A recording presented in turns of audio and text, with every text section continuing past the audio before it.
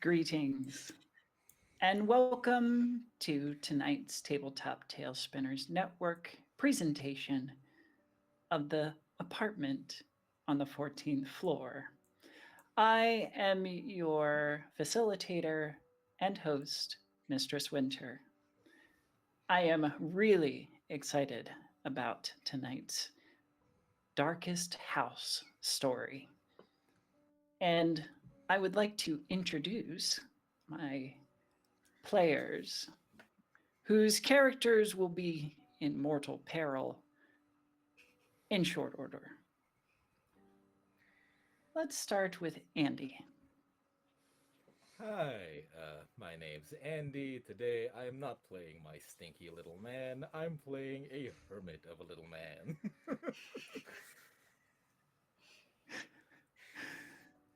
Why don't you give us a brief description of your character, if you would, please? I am playing Nino. They are uh, ki kind of lanky looking guy, very arched back.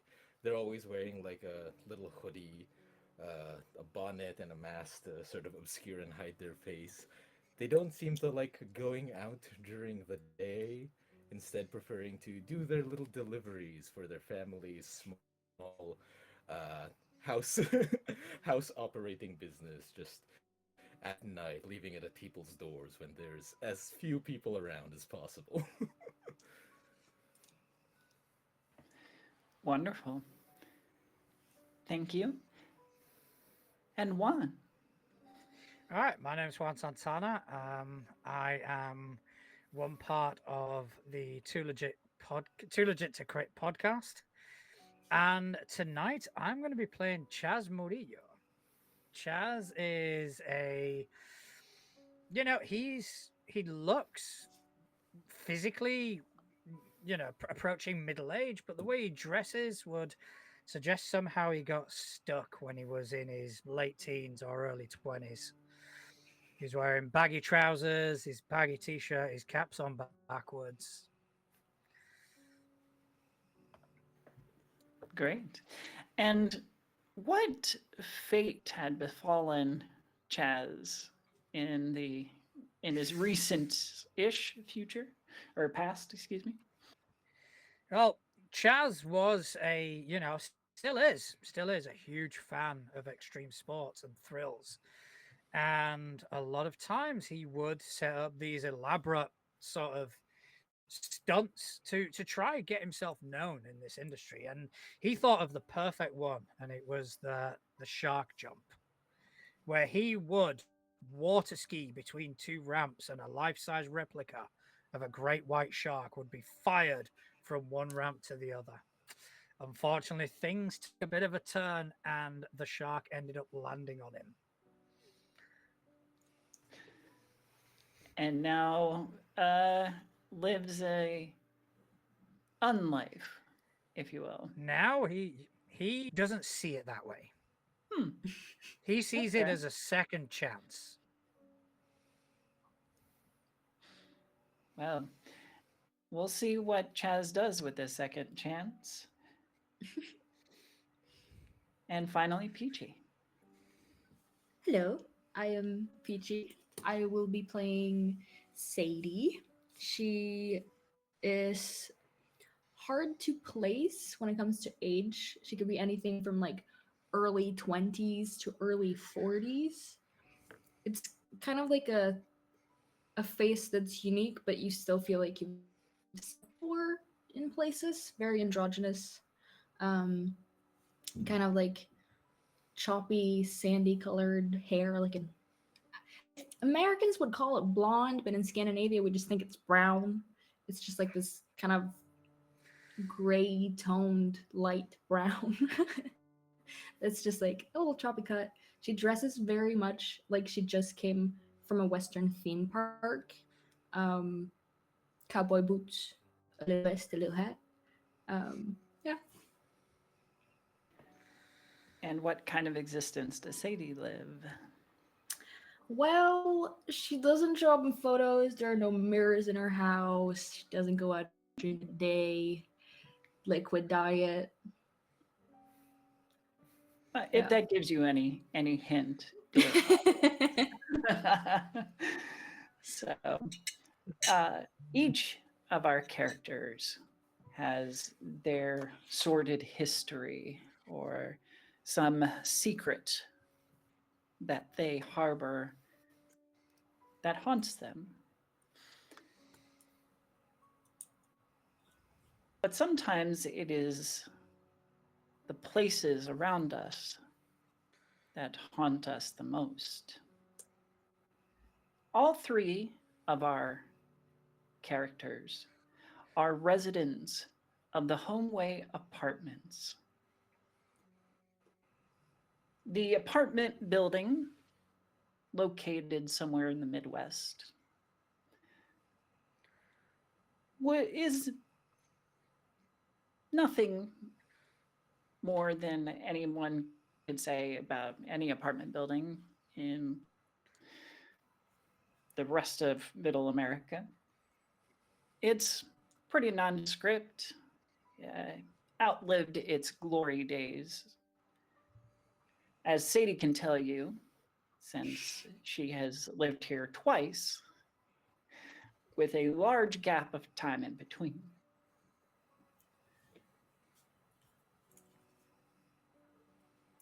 And while the tenants pass around stories of families that they've known in neighboring apartments, of the shouting they may have heard from one apartment, or the baby that was born just down the hall. The good times and the bad, none of it compares to the rumors and mystery surrounding the apartment on the 14th floor. Set dead on the right side of the hall on the 14th floor, standing out by itself, with no neighbor within some distance, is a door that reads 1515. The residents of Homeway who live on that floor, which includes Chaz, tend to skirt around that door, avoiding it, whether because of the rumors they've heard or just the sense of unease that permeates from the unoccupied apartment.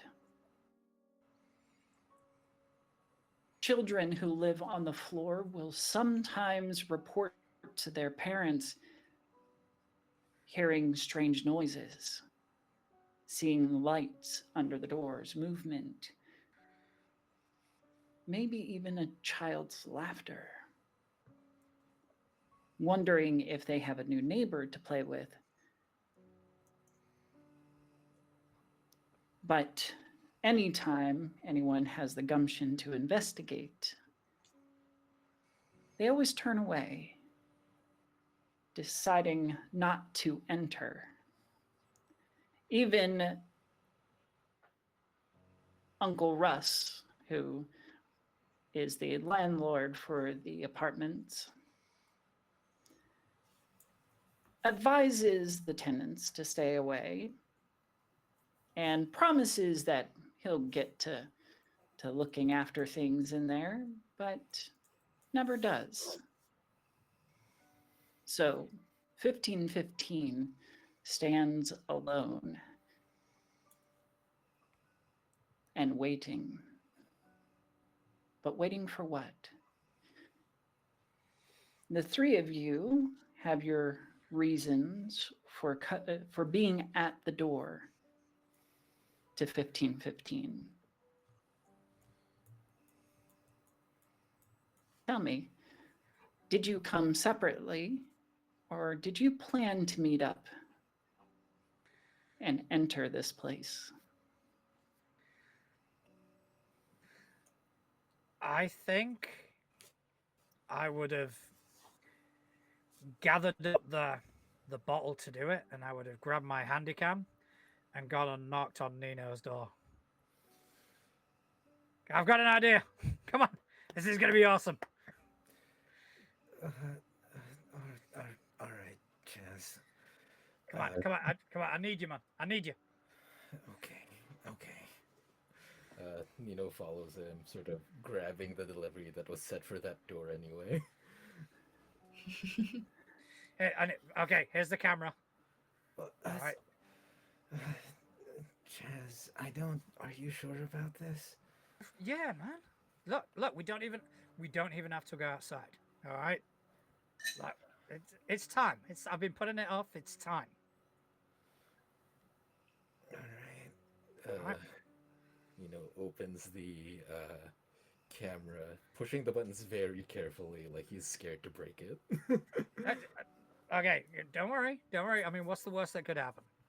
No, you shouldn't say that. What?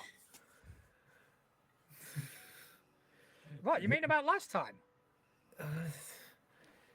Chaz, the worst happens all the time. Yeah. Let's just be careful. Yeah, but- Please. Yeah, but look, with you, you're my lucky charm. Look, I'm here because of you. All right, look, when we're together, nothing can go wrong. All right, remember that. I think Nino gets quiet at that point, just nods and follows. Come on, let's go, and we'll head there. I think Sadie was going there because she's quite recently moved in again, but she's lived here before, and she's heard rumors of that. Like, she remembers it differently. She remembers there being a different apartment there, and I think she was just like curious to see what people were talking about, and sort of like goes there to check it out and sees these two goons, and it's just like, huh, I stumbled onto something. What? Nah. Hi. Hi. I'm sorry. You look like really familiar. I get that a lot. Have you got like family living in the building or something, or had family? I just moved in like last week. Okay. Bottom floor. Yeah. Yeah. What's your bottom name? floor. Chaz, but people. I mean, my name's Carlos. Right. You can call me Chaz. Cool. I'll call you Jazz. This is Nino. Hi. I'm not Hi. pointing. It's not pointing at you. I put it down. I'm not worried. Don't worry. So were you heading? And kind of point in the direction. I'm just. I guess I'm curious. I lived here a while ago, and it just I remember things being just a little different. And A while I don't ago. know, I was just. How long? How just out of curiosity? How long? Just an amount of years. Huh. Uh-huh. Yeah. Oh, okay. Okay. Sorry. What's your name again? Sam. Siam. Some people call me Sadie. It's my Sadie? name's Sadie. Yeah. Ah. This is gonna sound weird, but I know you. No, yeah, you do. Sorry. Look, this is not the strangest shit that's happened to me lately. It's fine. Yeah, all you right? look. Are you okay? No, I'm grand. Yeah, I'm fine. I feel fine Alright. anyway. Okay. You look a little pale. I get that a lot. Right. I do get that. It's fine. Honestly, it's nothing to worry about. You know, it's fine. Who hasn't died once or twice, right? I see it as more. I get a second life. You know, I had one life, and now I get a second one to really do the shit I want to do. So you got a shot at a second life and you're doing the same thing you did in the first life. You're not like looking to change anything, you know? Why would I do that? I mean, I don't know. I lived a pretty awesome life. I mean, you know, there was the stunt I did, you know, downtown. There was a bus involved. It was fucking phenomenal. I feel like I reckon a lot of people who get a shot at a second life tend to not go down the road that cost them the first life. But you know, Well, if the first life's awesome, I like your spirit. you know, why change? I Absolutely correct. I think Nino, as this conversation has been happening, has just pointed the camcorder like up towards Sam, sees that they don't show up in the footage. I think he makes eye contact with Sam. His like eyes like flash black for like a quick second, sort of like just the confirmation. Shit. You're the creepy little kid, aren't you? Hey, that's rude. Sorry, I just like. You were nicer when I was a kid. What's your name? Nino? Yeah, I'm Nino. We did know Ooh. you. Yeah. Sorry about that. No, I guess. no, you had some awesome treats. You know, I just buy what's on the shelf. I don't eat it myself. Hey, you know, that's why we used to, you know, we used to go down to see yours to get, you know, there was like all sorts of goodies down. That was phenomenal. I'm Yeah, so surprised your parents didn't care about you. they, my parents cared about me. I mean, they bought me a dirt bike when I was 12. They cared about me loads. I like your spirit. Yeah. I really do. Well, So, just have you got any treats on you? Just I don't carry them around. okay. All right, it's fine. It's fine. Yeah, Right. it's cool. It's cool. It's cool. you've been here a while. What do you know about this tenant is really weird. They've ordered a bunch of stuff from us before, but it keeps getting returned. Does anyone live here? Are we just getting prank called? Do you know anything? See, I kind of skipped town for a few decades.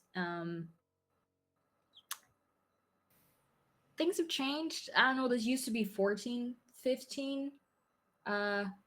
Real lovely lady. Um, I don't know. It's just like it dropped the floor or something. There also used to be more levels, at least one. Okay.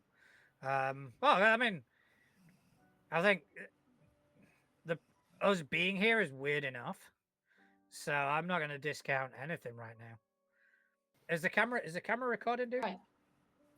Yeah, it's sorry. Yeah. Yeah. All right. Okay. So, hey guys, yeah, we've just bumped into a friend, Sadie. Sadie's going to come along You're with gonna us. look crazy, man. Just keep me off camera. Apartment. All right. Okay. Cool. It's fine. So we're heading to apartment 1515.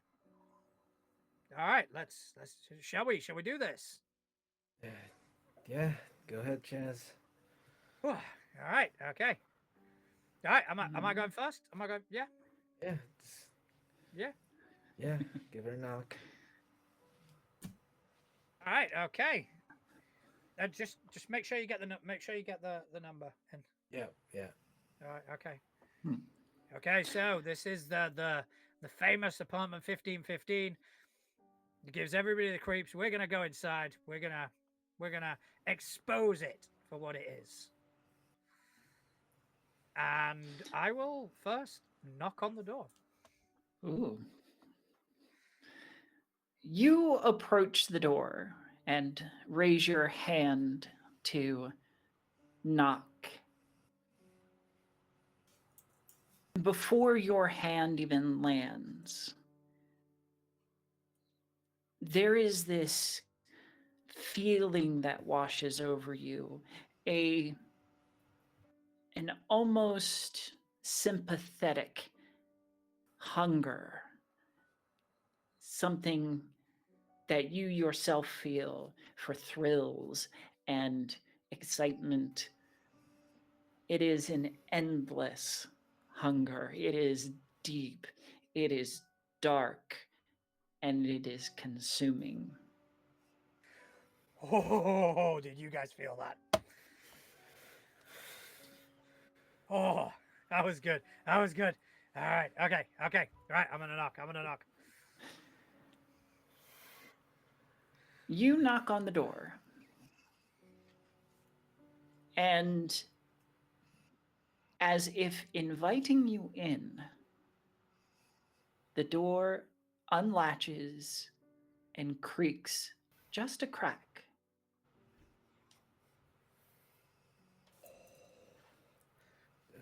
Oh, did you get that on camera? Yeah, but Chaz, why are you opening the door? I did. I swear. I swear I did not do that. I knocked. I knocked. The door opened.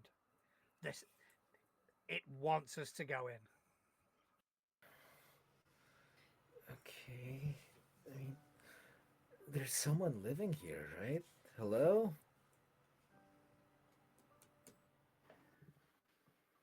Sadie's gonna No hang back sound. and let the two of them Hmm. go. Sorry. No, you're fine. No sound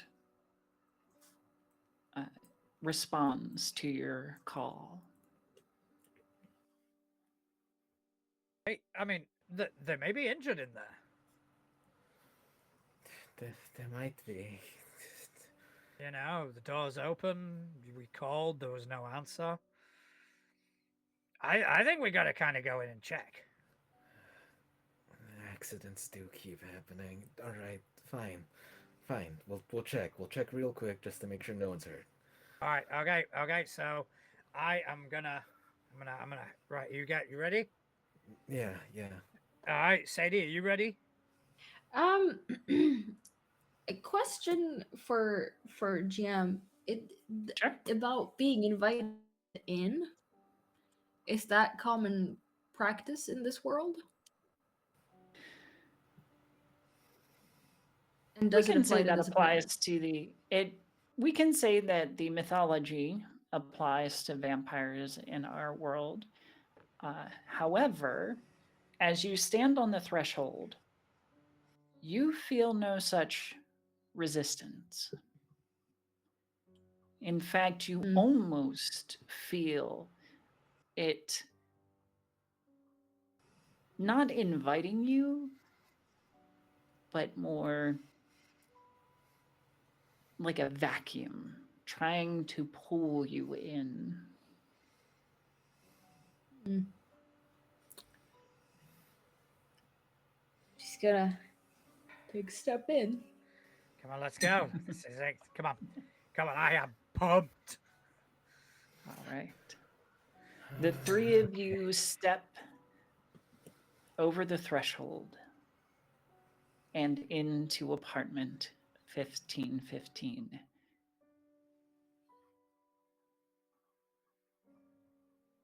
And with a slam, the door shuts behind you.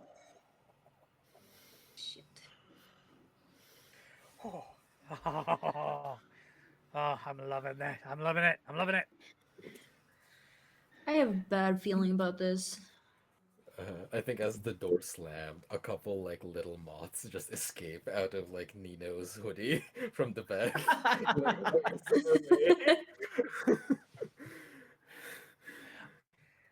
I think Neat. Sadie Chaz is perplexed.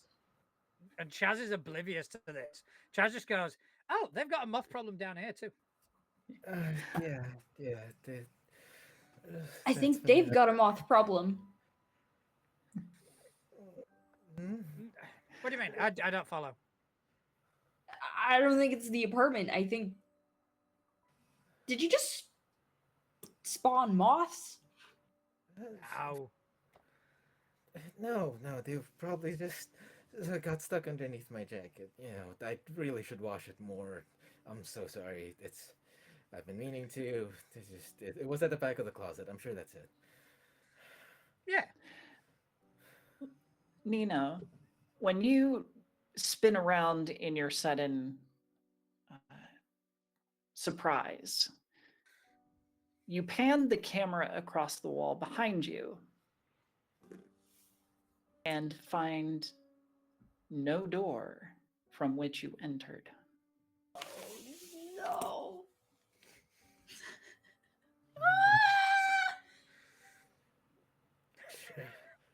Chaz, the door's gone. What? Wait, what? Chaz, turn around. The door's gone. Whoa! Oh, oh shit! I did not see that coming. Oh no, no, How Chaz. the? All right, okay, all right. Nino, it's okay. Like I said, when we're together, nothing happens. All right, we're gonna be okay. Don't worry about it, man. Isn't it? This is exciting. The room in which you okay, now we just- oh, sorry. No. The room in which you now stand looks like any normal American apartment. Its furnishings covered in dusty sheets. There's a closet that is cracked open. There are items just kind of scattered around, discarded, crumpled carpets, as if nobody has taken the time to straighten them out.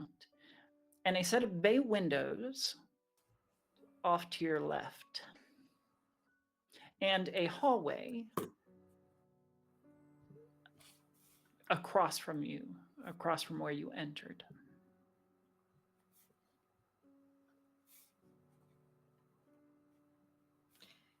Does it look reminiscent of the last time Sadie was in apartment 14? The one that was here before it became 1515? It doesn't. This room, while it could certainly serve as an apartment, has the feeling of being a part of a house. And where the windows are would technically be another apartment. Can we see anything outside the windows? If you would care to look. Yes, I care. Moving over to the windows, you push back the musty curtains, staring out into nothingness. There is no land, no park, no other apartment. It is simply void. Can you open the windows No, and touch the void? No. there's no like mechanisms to open the windows. Gotcha. They're solid glass. Well, good news. No moths in the curtains. Worse news. Void. Void? What do you Void. mean, The infinite darkness that persists. Oh, that is cool. No, Chaz, this is not cool. Why is this place so big? What? Where? I don't know, Nino, but when is the next time you're gonna see something like this? This is, this is. I've never seen anything like this before. Chances are, I'm never gonna see anything like this again. This is incredibly cool. Chances are you're never going to see anything again. Oh, you pessimist. Oh, don't, Okay. don't say that. Don't say things that could jinx it. Okay.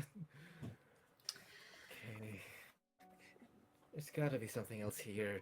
Nino's gonna like look around, kind of like peer down the hallway to see if there's anything here.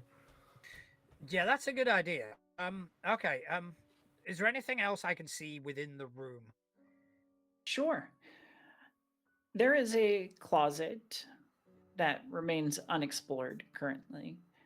Uh, and among the discarded items around the room is sh- a sheet of paper lying near where you first entered.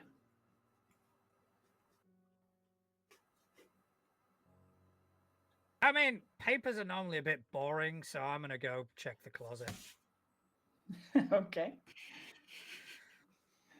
In the closet, it holds a couple of old coats and jackets. The style is reminiscent of the 70s, this being the 1990s, which I had forgotten to mention in our introduction. There is a shelf above the coat with a single glove and a broken umbrella. Very useful items. The more interesting item, however, is the small cardboard box nestled into the back on the floor.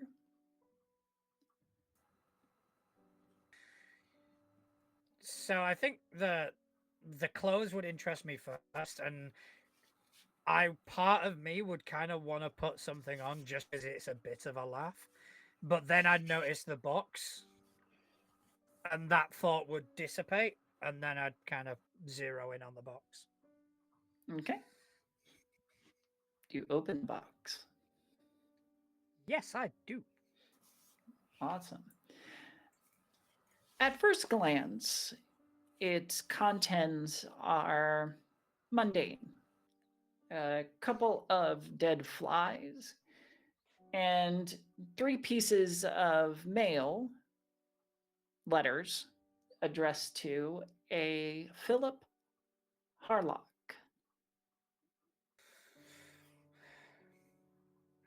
Hey, hey, does anybody know a Philip Harlock?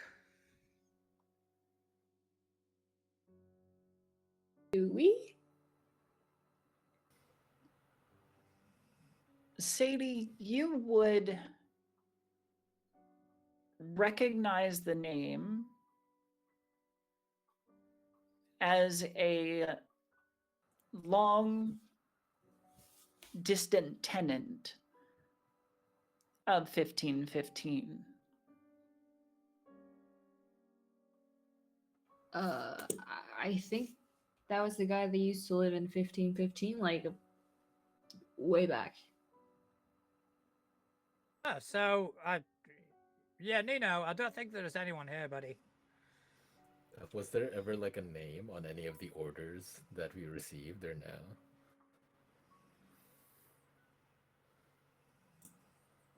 No. Well, uh, none of the orders had Philip Harlock on it. The orders that you got originally were for some uh, insomniac who like to order uh, drumsticks like late at night very frequently, but were always for 1415. But ever since it got relabeled as 1515, presumably, those orders stopped coming.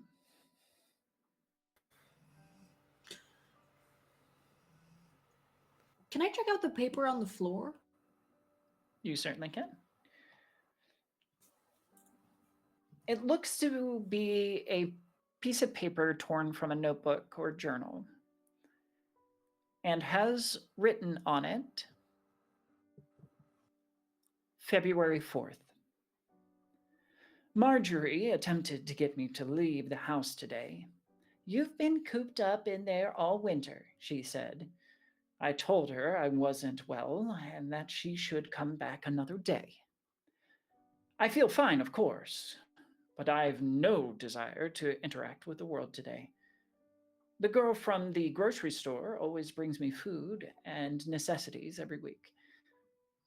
I've no need to walk about in the sun and see the sights. I have all the sights indeed here in the house and in my books. Fresh air holds no appeal, particularly in the cold months. Perhaps in spring I'll venture out and make Marjorie happy. Summer at the latest. February 7th. Heard the child's laughter again today. I suspect there must be some little animal in the walls.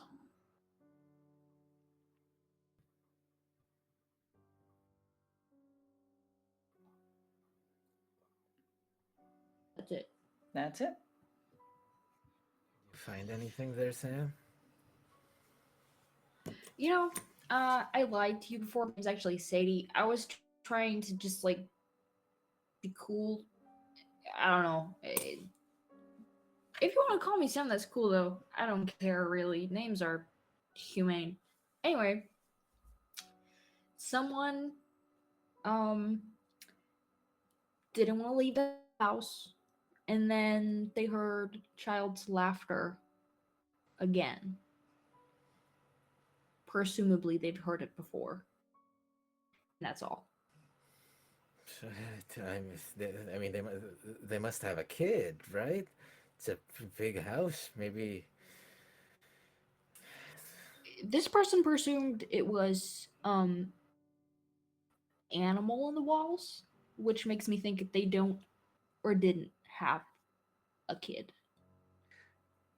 Did it say house? Yeah. Because we're in an apartment. It said house. Does anyone else find that a bit peculiar? I find the layout here peculiar. I mean, peculiar doesn't. That hallway's supposed to be an entirely different apartment. How's the battery on that handy cam, Nino? Does it? I check the battery. How much longer do we have on this? Thankfully, Chaz remembered to charge it, so it's still pretty strong. I'd say about 90%. Okay, we're at 90%. We got a while on this. Should I conserve it or? Yeah, I think maybe if we kind of save it for when we need it, because right now we're just standing around Okay. talking. Are you doing anything else with the contents of the box, Chaz? Okay, so yeah, there was sorry, please remind me what there was. There was a Sure. There were a couple of dead flies, Yum. and 3 pieces of mail addressed to Philip Harlock. And sticking out from underneath the mail as you jostle it about is looks like a piece of canvas. I mean, there's this box in the closet. Sadie, how long did you say that Philip Harlock lived here? How long ago did he live here? How long ago? It would have been well before your time there. So I'll say early 1900s. Like turn of the century, 1900 something. Oh, Yeah. so there's which- nobody. There's which nobody to makes- sue me if I do sorry. this, and I'll open the letters. Sadie, it strikes you a little odd. You had moved into Homeway Apartments pretty close to its construction. So to think that somebody could have been there before you is rather odd. Something's not adding up. Um,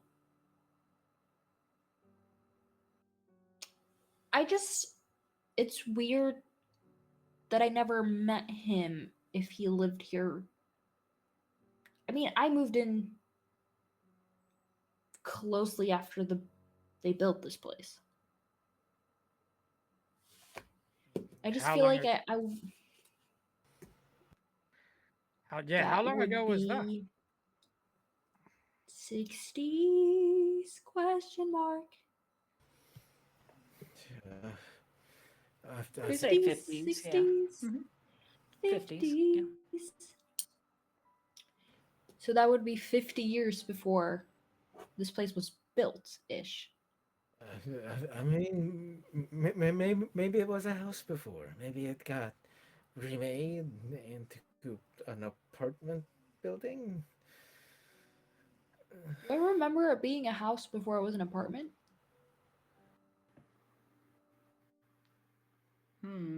I think this is a perfect time for our first roll. Ha! So essentially, Do I I'm going to just set a rating that you have to beat, uh, which I'm going to set it at 4.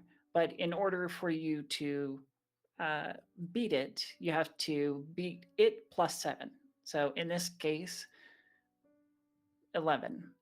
So you have to roll 2d6 plus 4, your rating, and then roll that third d6 as the house die.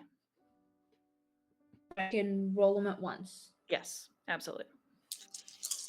Oh And god. just let me know if the house die rolls higher than either one of your d6s. Okay. Okay.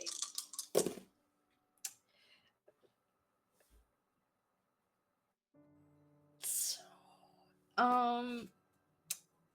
I rolled. I rolled a 1 and a 4 on my real dice, so that's 9. Um, and then I rolled a 6 on the house die.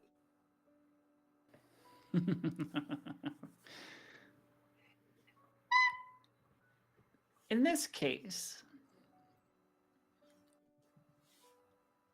you stand there pondering, trying to recollect what you know of this building's construction and whether or not there was an established structure prior.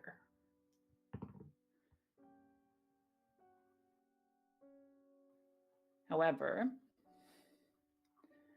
as you stand there thinking,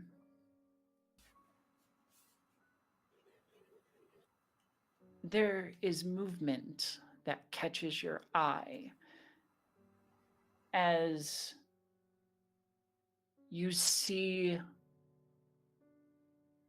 5 ghostly entities merge out of the darkness of the hall beyond. They come and settle onto the now sheet draped sofa. A family, perhaps, that has come to enjoy each other's company.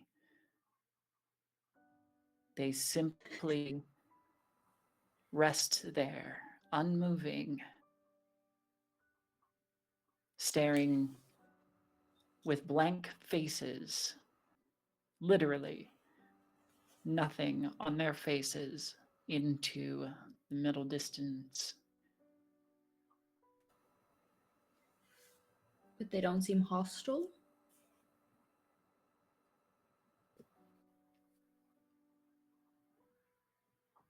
They have not made any hostile actions toward you.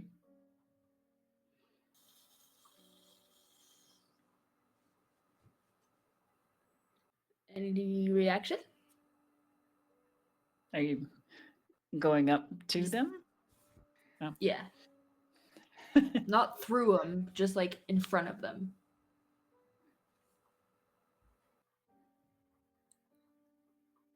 The one that you go up to, you're putting your hand through them, or Not just through, just like in like front? Yeah. yeah. The one that you approach does not react initially, but then its head tilts, and you can tell that it is staring at you, eyeless, peering into your core. A black seam splits where its mouth would be, and a silent, dark cry emanates out into the room.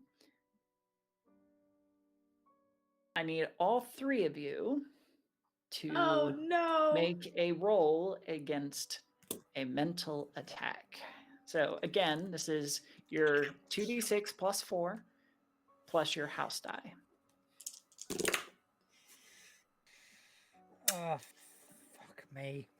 8, and my house die is higher. 16, and my house dice is not higher. Yeah! Mothman for the win. I got 13, and my house die is higher. All right. I rolled 2 6s. It's the highest I can roll.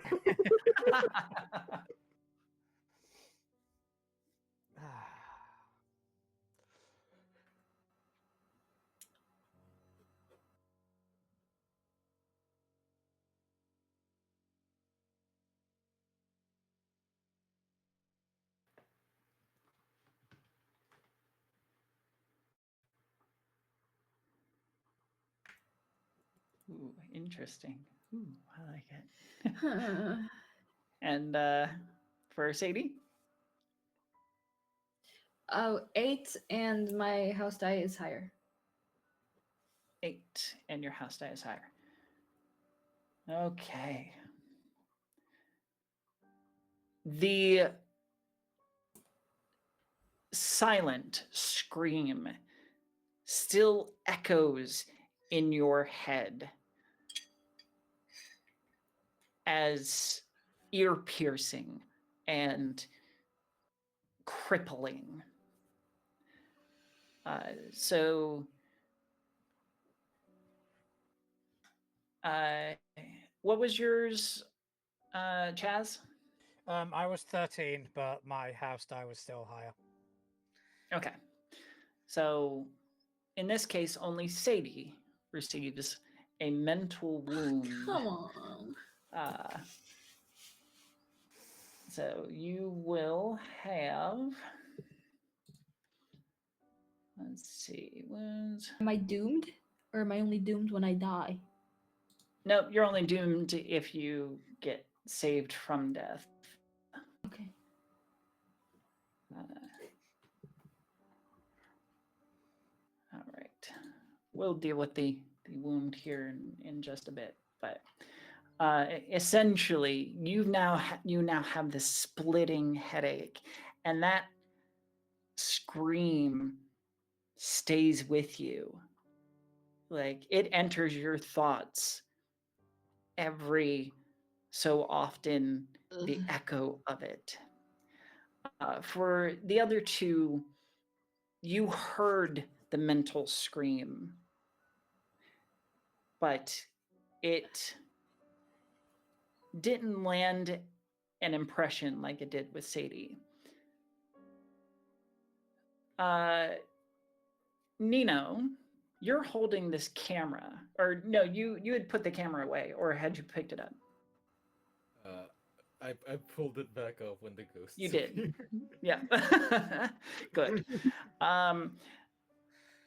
You look now at the screen, and the image of that ghostly smile is imprinted in the negative of the screen. And occasionally the screen flickers with static. I think he like Nino like closes the camera as that begins to happen. He's like trying to calm his breathing as his like hand shakes. I think Nino's also like tugging on like Chaz and Sadie's like clothes to like sort of like urge, hey, we should go, we should leave. Okay, that's weird. Sadie, are you all right?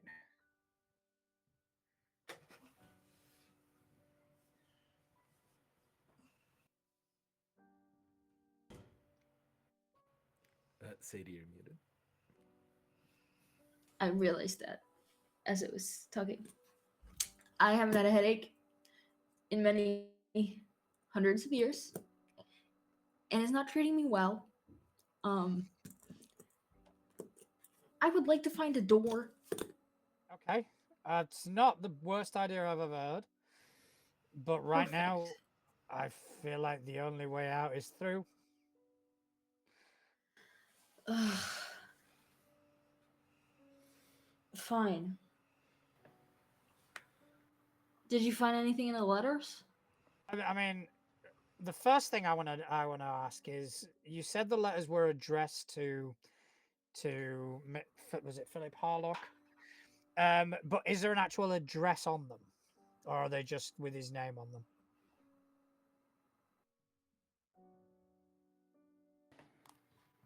I'm sorry, can you repeat the question? You said the letters were addressed to Philip Harlock. Yes. Is that in the sense of his name, or is his name and an address? There is an address, yes. However, the harder you look at the address and try to read it, the fuzzier the lettering is. It's just out of focus, and you are unable to make it out. Can Uh, can Go anyone ahead. make this out?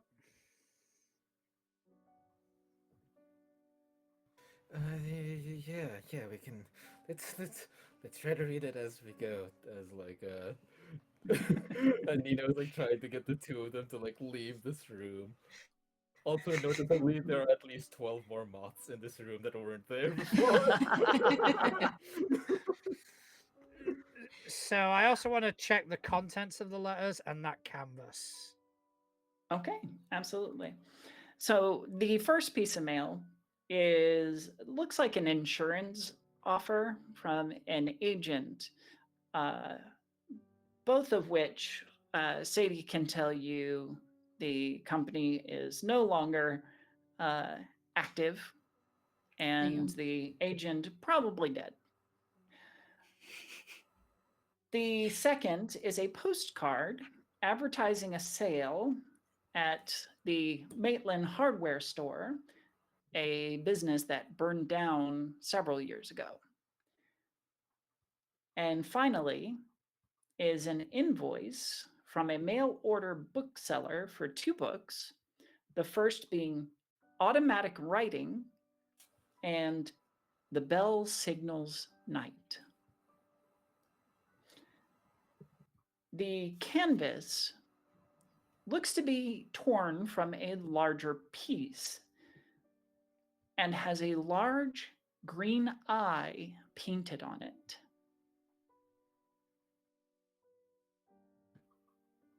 Well, that's just added to the creepiness.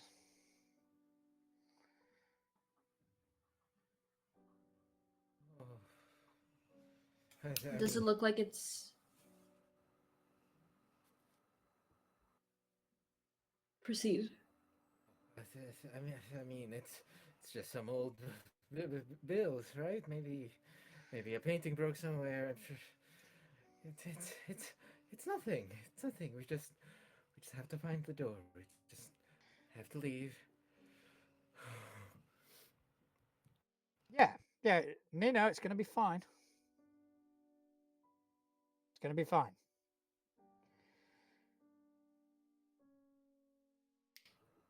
Sure. Does the painting, like the canvas piece, look like it's been part of like a portrait? It just looks like it's been torn from a larger piece of art. So perhaps you might be able to find the rest of it. And there's nothing on the back? No, just the green painted eye. Damn.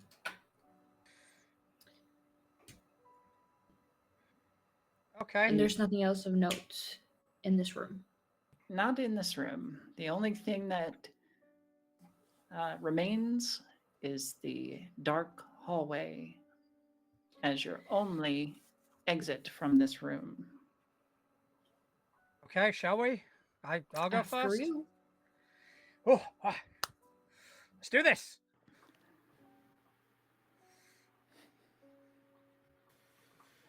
I think Nino's following like closely behind. A little like uncomfortably close, like he doesn't want to stand by himself. Sadie's keeping a little go bit of ahead. a distance because she's like kind of the mentality of like, if something's wrong, I can run the other way. You head down the hall into absolute pitch black. Even the lights on the camera fail to pierce this almost tangible darkness that wraps itself around you the further you go into the hall. You find yourselves having to feel along the wall to ensure that you're still making progress. Nino, your nocturnal nature betrays you even here, unable to pierce the darkness with your cryptid sight.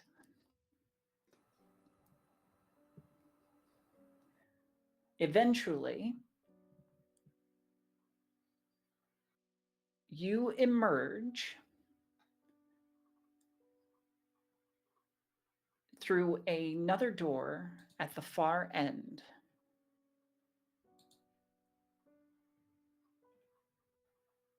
Into a room of vast proportions, way beyond that of a apartment room. Wood floors, brick pillars set neatly in a line, frame arched windows covered in bars that run the length of the wall to your right into the darkness beyond as far as they go.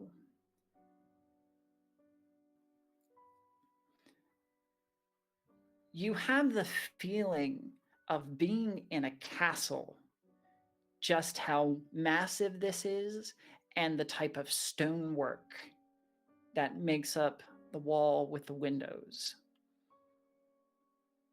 The only thing that mars this otherwise symmetrical room are a couple of floorboards that have been partially pried up.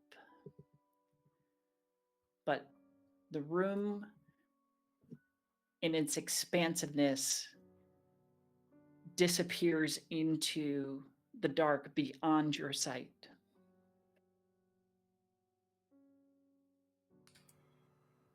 Kind of want to pry those floorboards up. Why? Why is that the first thought? Well, looks like someone else has done it. Either they want to hide something, or they want to hide something. I'm sorry, Nino. kind of agree with Sadie. Oh, okay. Listen, maybe there's an answer in there. All right. Maybe it leads to a floor down. Maybe there's a break in the floor. Yeah. Yeah, exactly. Maybe we can go through the floor, come out in the apartment below. We'll have to apologize, but that's it. That's all. If it eases your mind to think that way, go for it. Why do you say? Why do you keep saying these? I think Nino's just gonna go to the floorboards. Okay. You head over to the partially pried up floorboards. There are a couple of boards that have already been removed about a foot across and reveals a lower wooden subfloor. The longer that you spend around this hole, especially you, Nino, who has very keen hearing, you hear a distant ticking sound, like a clock, but much faster.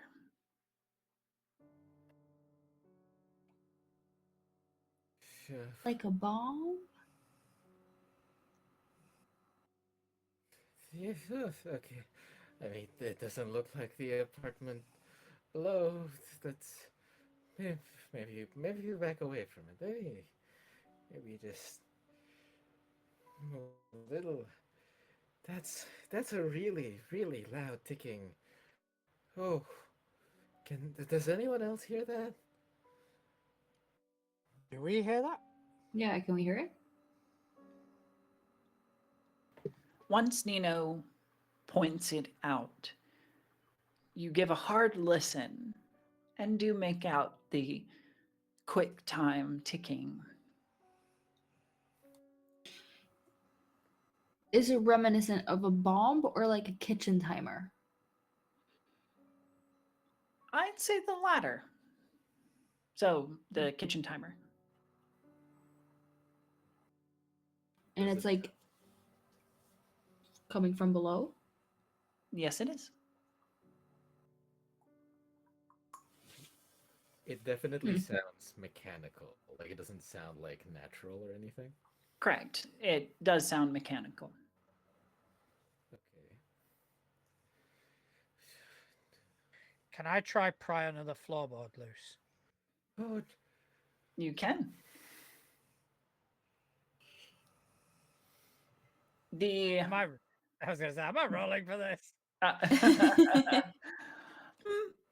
No, I think it's pretty simple to pull up another floorboard or two that have already been loosened by whoever removed the first couple. The hole continues down, but curves to one side so that even though it's only a few feet deep, you can't see the bottom from where you are. So the hole is it like an incline, or is it just like the the sort of wooden flooring beneath? So you've got, yeah, okay, just make sure I wasn't muted. So you've got the upper floor, which has had the planks pried up, and you've made that hole a little bit bigger. There is a sub wood floor that acts as kind of the foundation, and uh, there seems to be a hole in that as well, but you can't see the bottom. It looks like it curves around.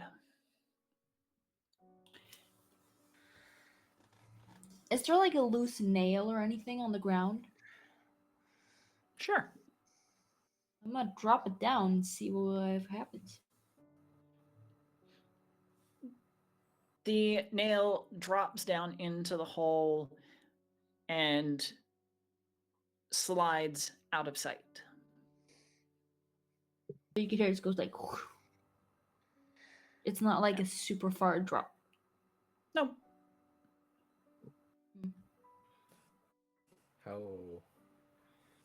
How how big is like the hole in the subfloor? Is it smaller or is it about the same? it's smaller. Um, Not quite big enough to put your hand through yet. Was there anything else of note in the room? Nope. No Not other that way you've out. seen anyway. Can I have a quick look at the planks that were already removed? Sure. Does it look like somebody's pried them? Or does it look like something's come from underneath and pushed them out the way? It definitely looks like somebody's pried them up. Maybe with a crowbar or some other tool. You can see the tool marks on the end of the board. Sadie's gonna have a look around the rest of the room to see if there's anything else. Just on a glance, you see the line of brick pillars that go ad infinitum into darkness. To your left is just wall that again goes until you can't see any further. Right.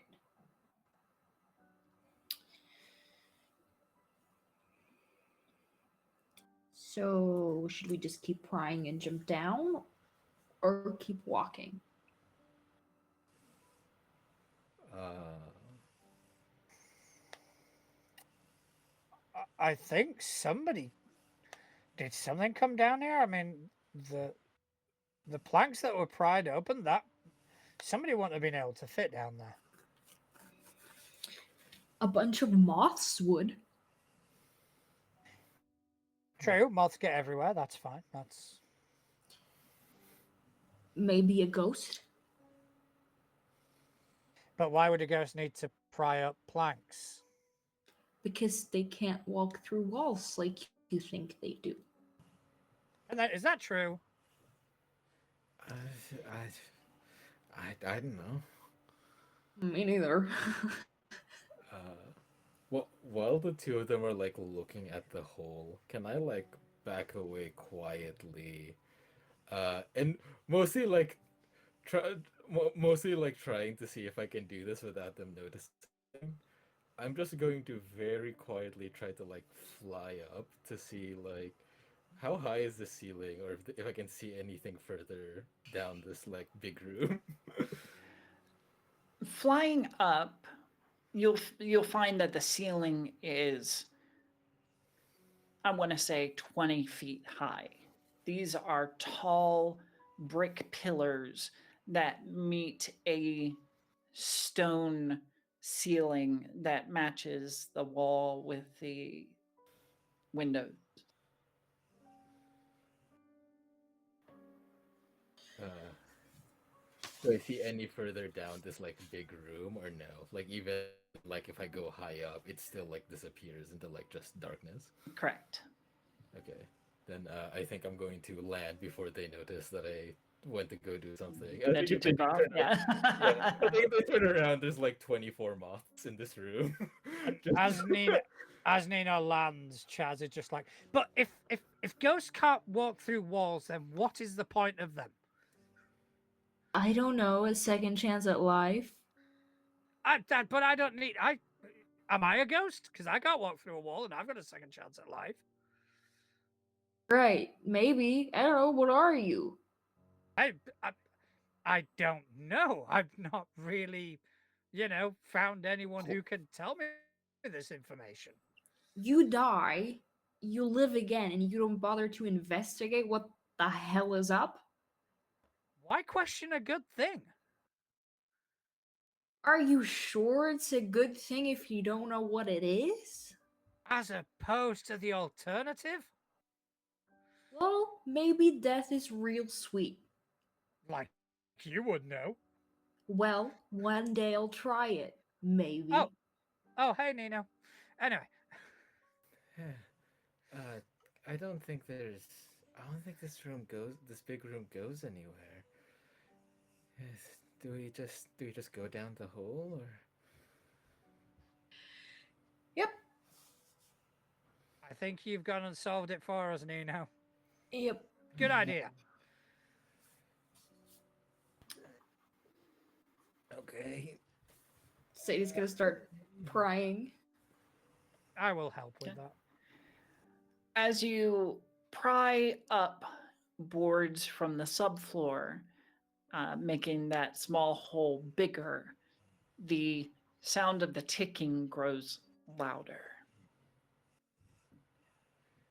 The- maybe this is just a really badly built section of the place. It could lead into the boiler. I don't know, the pipes or something. That could be what's making the ticking sound, right? Or grandma that's making apple pie. Oh, apple pie. Yeah. I could eat some apple pie right now.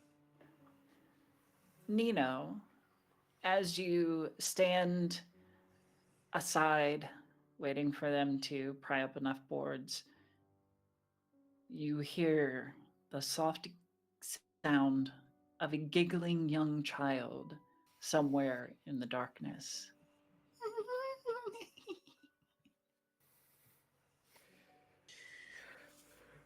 How's that hole going? Is it that thing's big enough? Let's go down. Let's go down. Yeah, I mean, I can fit down. I mean, yeah, I think we can all fit down. Let's go. The more that you pull up of the subfloor, you find that you can only get some of the boards up, leaving a decent hole, but not big enough for anybody to get down. Still Can I turn that into a bat? still that curve around under the subfloor uh, keeps you from seeing anything below it. Okay. That ticking sound. Is it coming from inside the hole? Yes, it is. Then if I can't go down, I'm gonna reach down and see if I can grab whatever it is. Sure. Reaching in, you wrap your hands around something metallic. Okay, I've got And something. when you withdraw it, it's heavy, it's weighty. And when you pull it out, you find that you are holding an ornate pewter mantle style clock with two clock faces, each showing a different time. Is one of them the time we entered the apartment? Or like the time we would presume it is right now? No. The left clock will show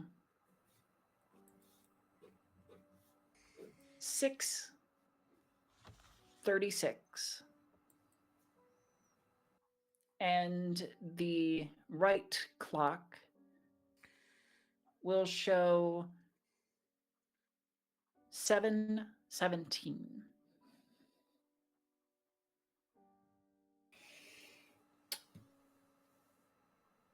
Question?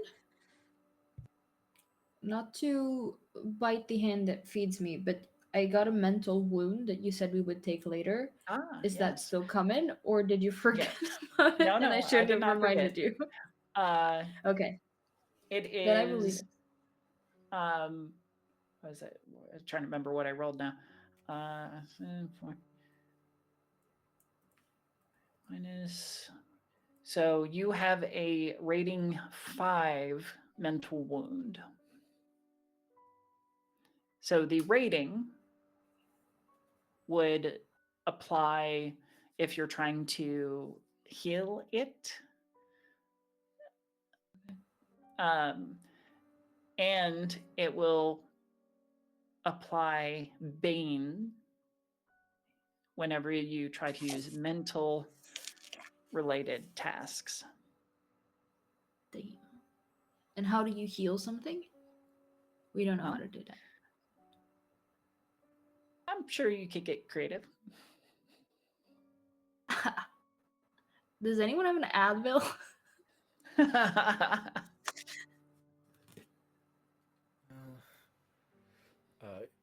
As we're sort as like as Chaz sort of reached for the clock, is the giggling getting louder?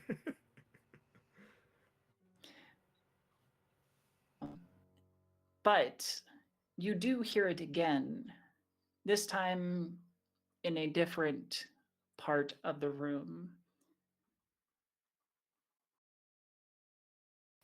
Which part? We'll say to the left this time instead of straight ahead. Hey, I think. Let's hide for a second. I think I hear something. Hide can we- where? Yeah, where can we hide? It's I don't know, but it's coming from the left. It sounds like giggling. I think. Like a baby's laughter? Like in the note? Oh, maybe it's one of those like weird like recordings that you like let babies listen to. I don't know. It's like Like, one of those. like a baby monitor or something? Yeah. Maybe it's one of those. Maybe it's just someone has a baby monitor up here. Yeah. Yeah. I like your view of life. Do you want to find the baby monitor or hide from the baby monitor? No, I want to stay as far away from the baby monitor. It's Shit. Let's stay away from the baby monitor. it's coming from the left. Let's just head down the big room. Let's just head down the big room. I don't hear anything there. Let's just not look at it. Let's just go. Okay. Go. Okay. We'll go. We'll go. I mean, obviously, are we safe to presume that the ticking is coming from the very obvious clocks that we picked up? Yes. And is there anything else on that? It just Yeah. seems a really weird thing to bury. Hmm. Looking it over,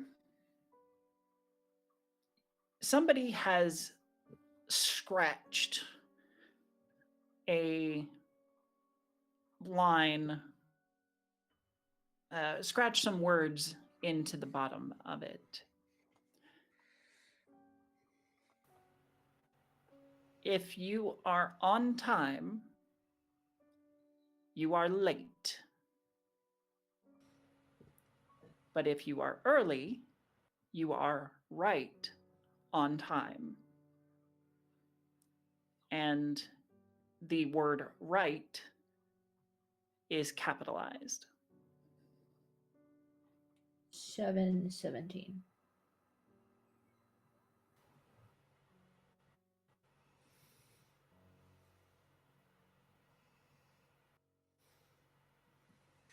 You're on time, but you're. Has anybody got a clock? Has anybody got a watch on? What time is it now? Uh, is there like a little clock on like the camcorder that I can look at? Yes.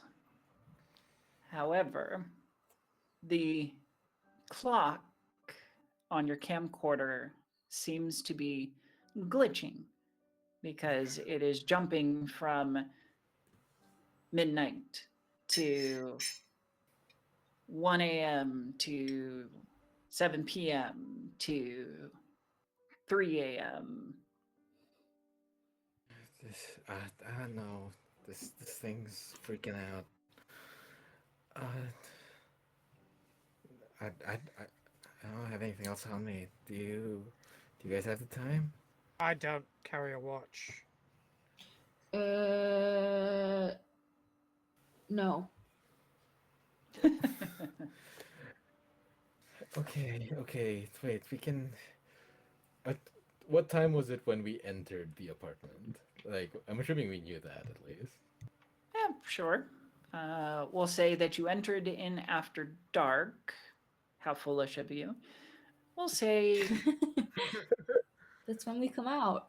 8:24. Well, it was 8:24 when we came in.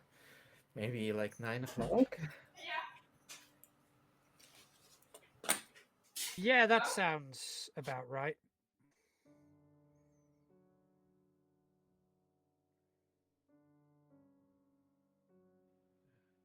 Why were you asking for the time?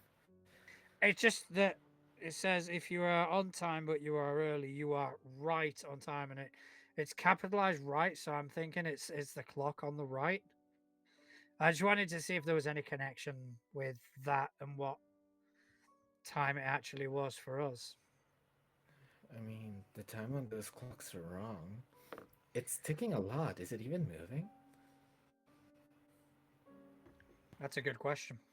It is. Both of the clocks are ticking away. Is the speed of the ticking because there are two clocks out of sync? Correct. Hmm.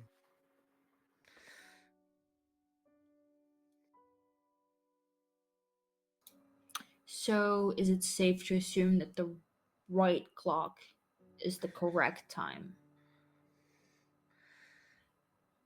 I just know that right in this thing that's scribbled on is capitalized. So maybe we need to memorize the time 7:17. But if it's ticking, then that would have been different if we grabbed it earlier. True. So we kind of pinpointed to about 9 o'clock. That what our time is, right? Should be around, Yeah. yeah. Can I? Is there any way to change the time on these clocks? Oh, absolutely. Usually, I Um, think you. All right, Yeah. I want to change them both to match. I want to change the one on the right first to 9 o'clock, give or take. You're changing the one on the right to 9 o'clock. On the right to 9 o'clock, and if that Okay. doesn't work, I'll change the one on the left to match it. All right. When you change the one on the right, winding it forward to 9 o'clock, nothing happens. They still stay out of sync, and nothing exciting happens. However, when you click the hands into place on the left clock to 9 o'clock to match the right face, in the middle of the air, dozen red bloodshot eyes open and begin to swarm around the clock. They begin to swirl faster, blinking and staring at you, Chaz. I need you to give me a defense rating or a defense check. So if you will roll. Okay, so I got a 10 and the house die was lowest. Sorry, I'm going to specify the house die was equal to my lowest. Cool. So it didn't beat. So that's fine. Didn't beat. Okay, So good. house did not act. You manage to drop the clock before the eyes touch you. And they continue to swarm around it until the clock hits the ground and one of the hands ticks off of 9 o'clock. Then they vanish.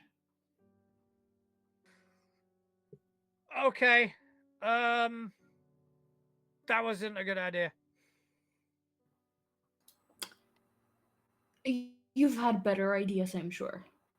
Yep, much better than that. Oh shit! Did you guys see that? Nino, did you get that? Yeah, yeah. Okay, we're leaving the clock here, right? Or, or Yeah. Let's not burn that. okay, okay. Yeah, let's keep moving. Let's get out of here.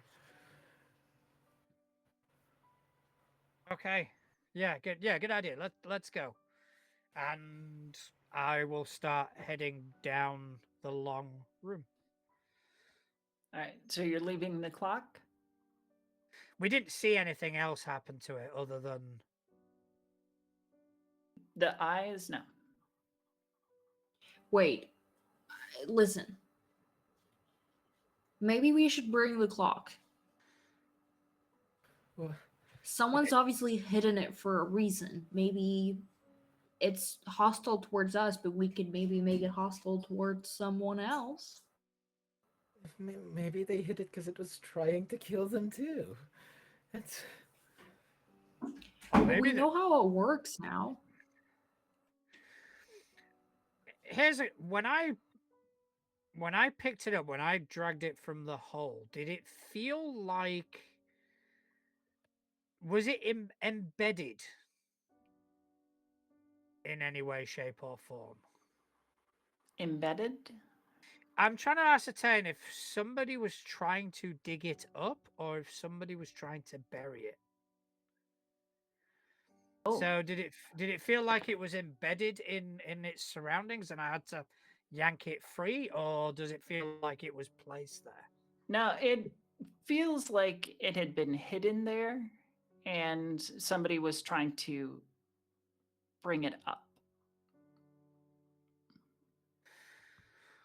Okay. All right, Sadie, do you want to carry it? Because it's pretty heavy. Sure. I mean, I I'll don't know. take it. I don't know. I don't want to assume, but I'm figuring, you know, you guys are kind of meant to have like this strength. Are we? Hey, I've I read mean, the Anne ghosts are Rice supposed novels, to walk through walls. but And we don't know I'm a ghost. I don't know what I am. right. I'll put her in my bag. Look, I've read Anne Rice novels. That's all I'm saying. I don't know who that is. I don't read a lot. Sorry. You may. I don't know. I don't know if you'll find her offensive or not. Maybe I'll try if we survive. Yeah, you might Not like to it. find her offensive, but to, put her in my bag that I have. All right, sure. And then where are you going from there? Going straight forward? down. Yeah, Straight ahead. very good. You begin walking down the line of brick pillars, each one the exact same as the next. Occasionally, you'll shoot a glance through the high barred windows and see a black sky. That black sky, those barred windows, those brick pillars go on, never changing. You can't be sure how long you walk. It feels like 10 minutes, 30 minutes, an hour maybe. Nothing changes. The same brick pillars, the same barred windows, and strangely, the same pried up floorboards. Not the ones that you pried up, but before you pried them up.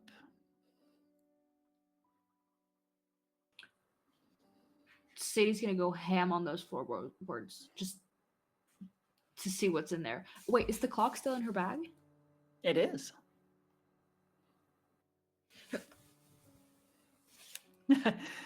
You pry up these new, presumably new floorboards to find similar holes, but no Just gonna stick ticking her hand in. sound, no clock. Nothing at all in there. Nope.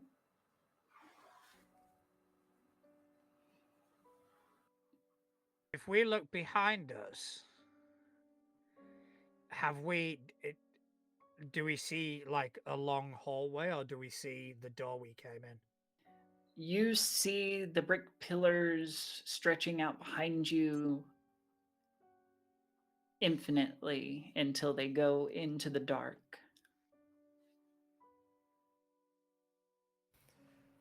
Well, we can't see the door. That means we must have made progress, right? And it's not the same hole. Can I look at the clock? Sure. Can I turn the right clock face back to 7:17? You can. And then I would like to. Oh, yep.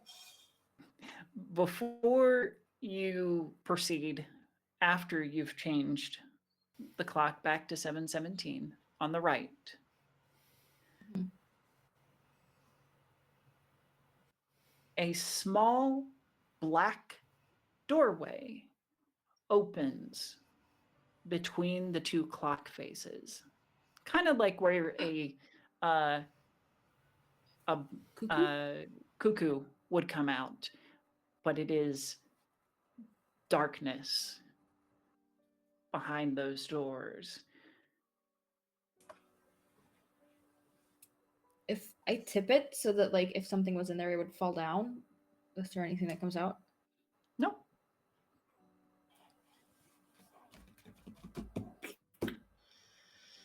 Can I take a nail and just like put it in there to see if anything happens?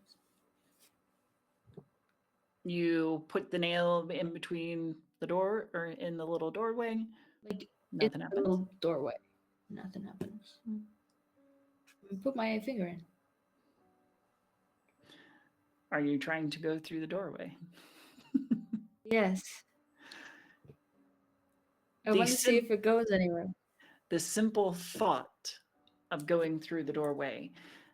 Nino and Chaz, you watch as Sadie vanishes and the clock Whoops. drops to the floor.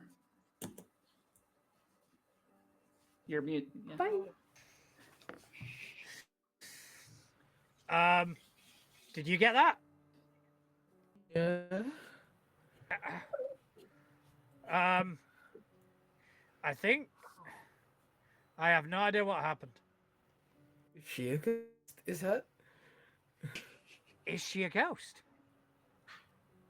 Have we uncovered the first vampire ghost? Is she a vermost?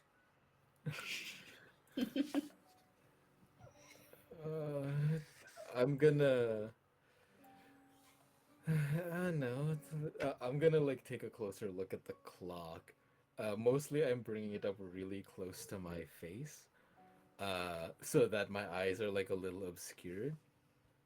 They're going to turn completely black, and I'm going to use to the flame to see if I can find where Sadie went. And if you would, please describe what that ability is. I can make someone my light. I am drawn to their location and I can find them.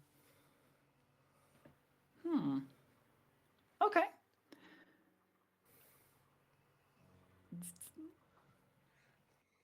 As you peer through the doorway, you can almost feel Sadie's presence having passed through the doorway. Where she is now, You're not completely sure, but she definitely went through. I think Nino's like staring at the clock, and he's going to say, "Chaz, she went through the doorway." With, as in, through the clock? Yeah, she went through the doorway. I don't know where she is, but she went through this. Okay. How? She just went through it. I think you can just go through it. I'll be I'm careful. gonna try and go through the doorway. All right. Nino vanishes, the clock dropping once more.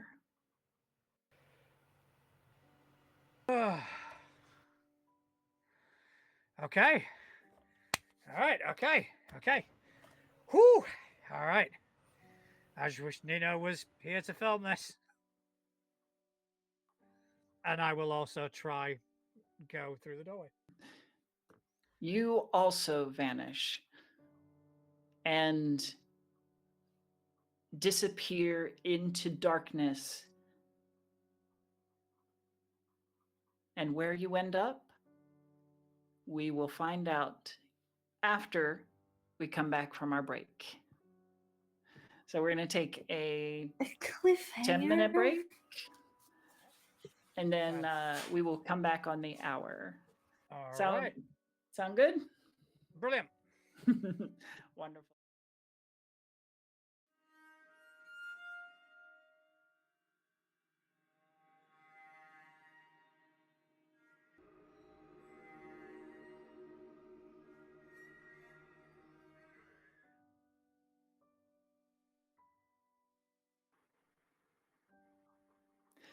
And welcome back to the apartment on the 14th floor.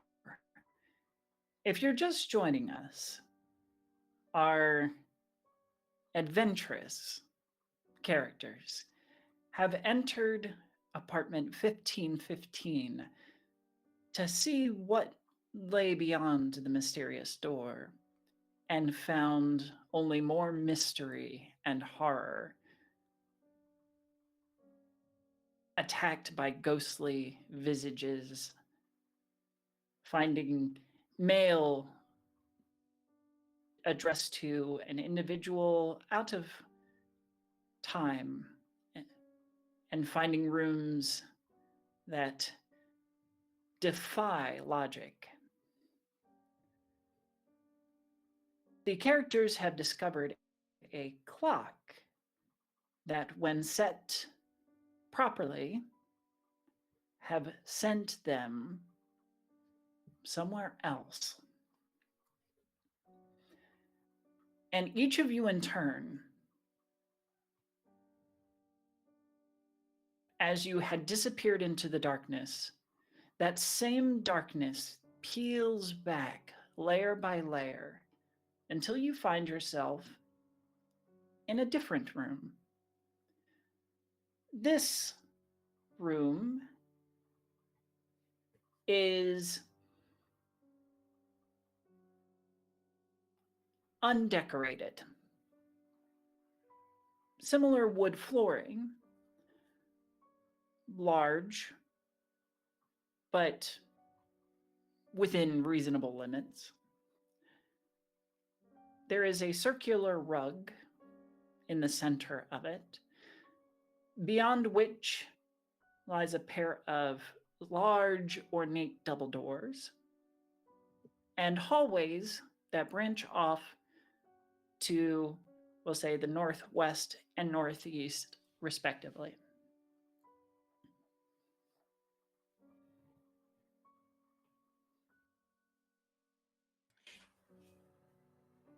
Before we explore this area, seriously, does anyone have like an ibuprofen or anything? Just my head is killing me. I no, I'm sorry. Any skill in trepanation? Um, No? I can check. Uh, do, do I have anything in like my bag that I carry with me when I like go out on like late night deliveries? You know what? Why not give me a check? All right, Ibuprofen check. ibuprofen check. That is a 11. The house die is a 4, which is higher. Hmm. So you do not find anything, any medication or uh, items that would be of use at this particular time. Damn. Let's see. Let's see what you rolled.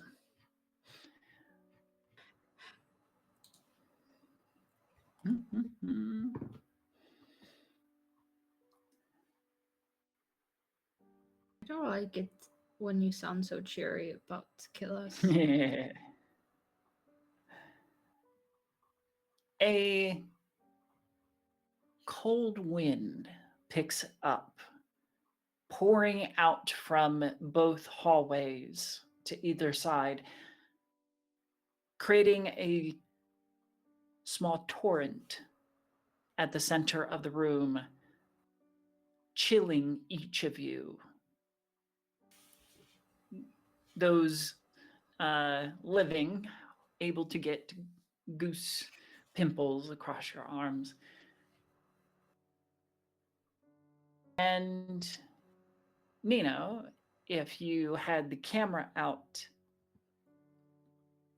it suddenly flashes that the battery is about to die and goes black.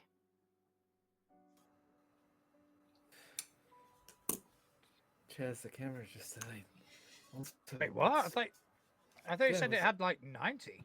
Yeah, it was at 90. But how did it get so cold in here? I don't know. Are we... Wait, if it's cold, does that lead outside? Maybe the exit's nearby. Maybe. So other than the double doors and the two hallways, is there anything else that we see in this room? Besides the large oval rug in the center of the room, no. Can I lift the rug? I was literally thinking the same thing right now.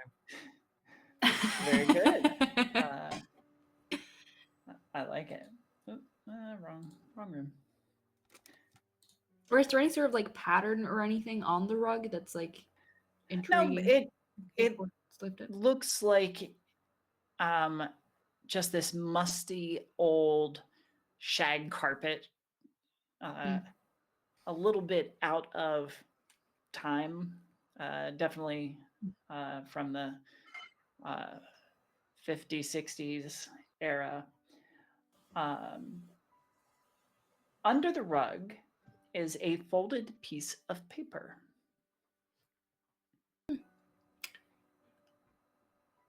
I unfold it. Again, this appears to be a page torn from a book or journal. It reads, April 7th.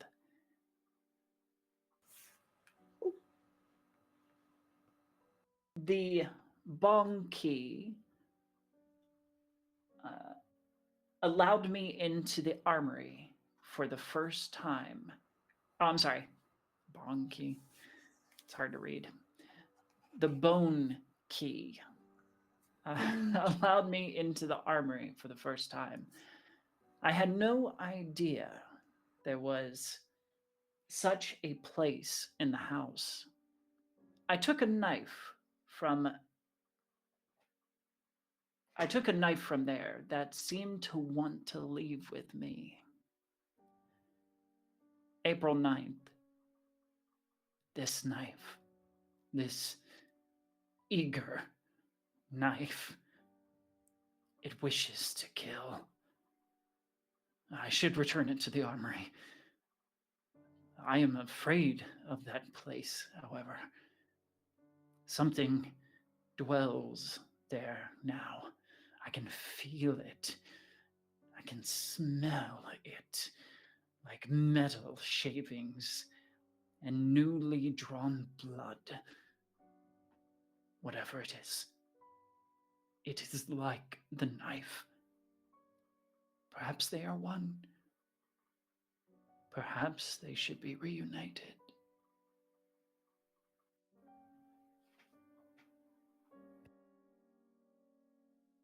Um,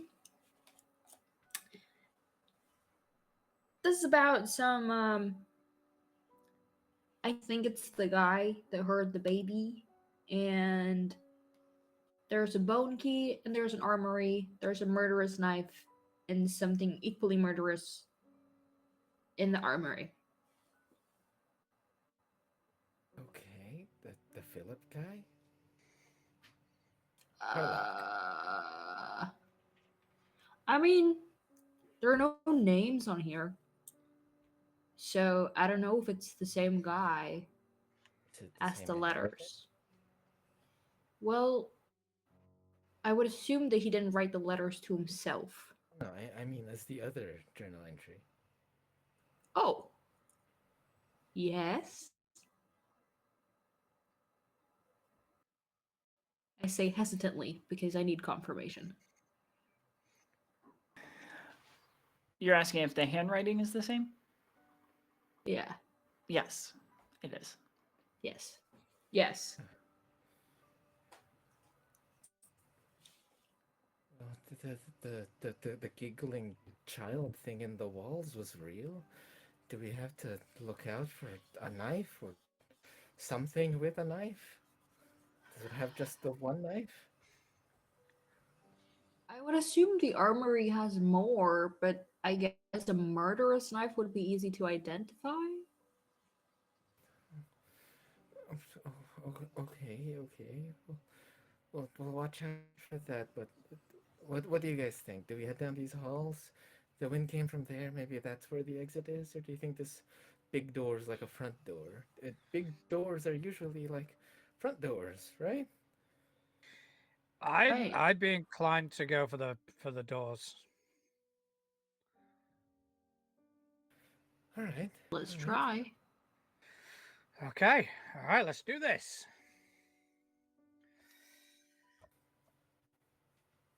And I'll go and I'll try open the double doors. I'll help Chaz open the doors. All right.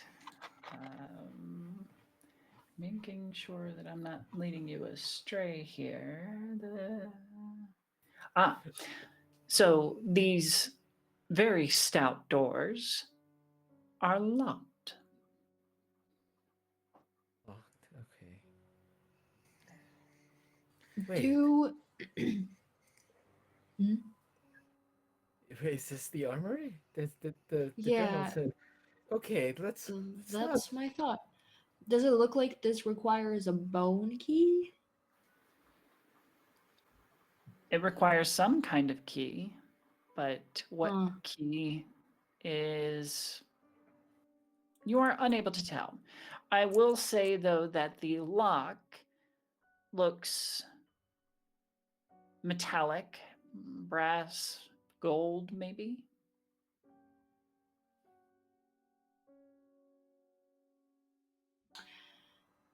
And there's not a key under the rug.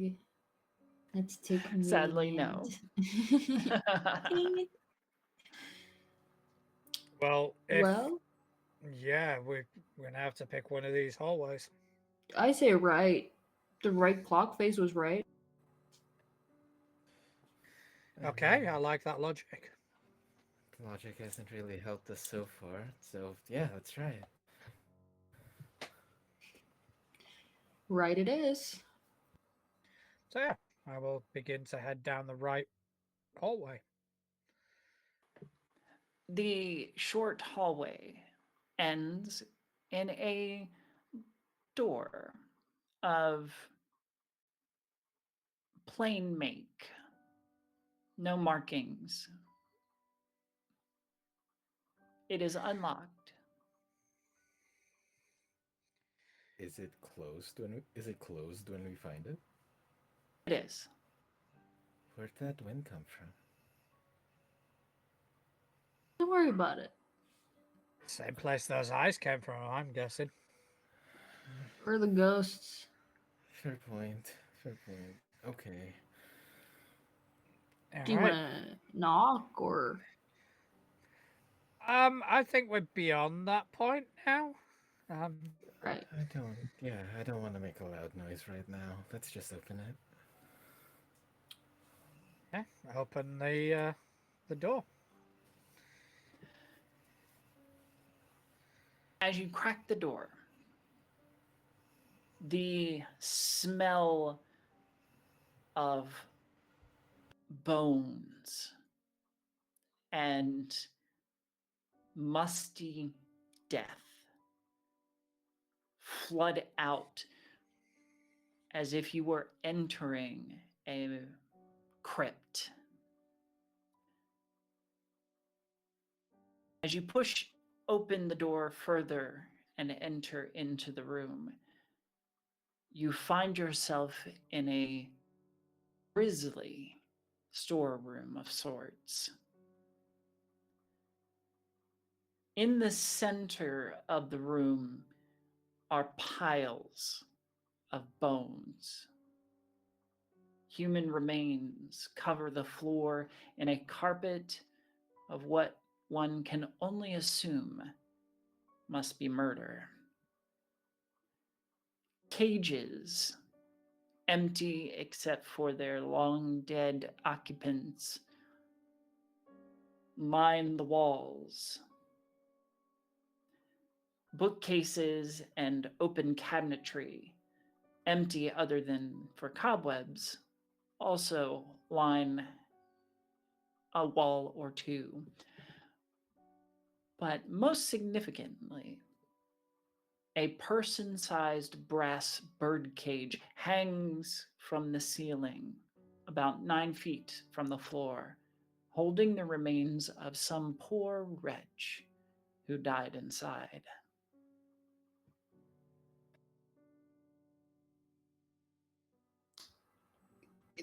Everything's bones. There's no blood, no flesh, no nothing.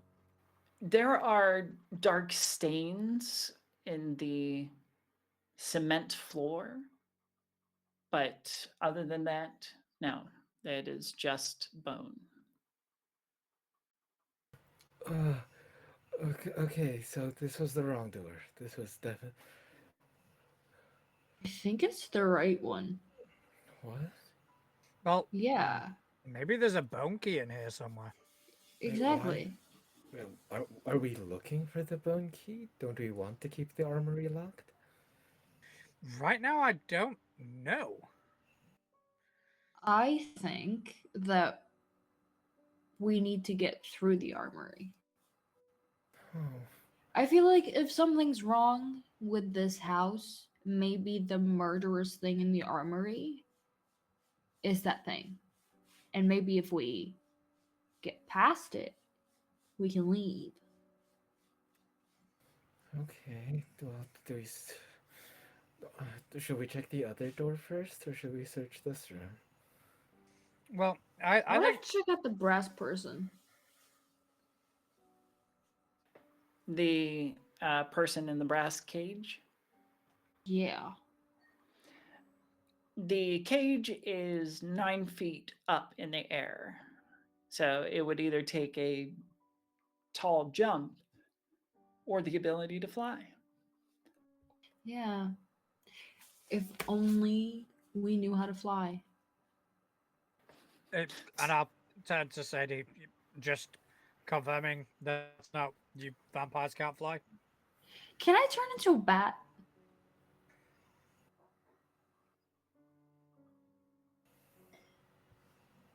Sure, why not? Oh my goodness. I want to be a bat.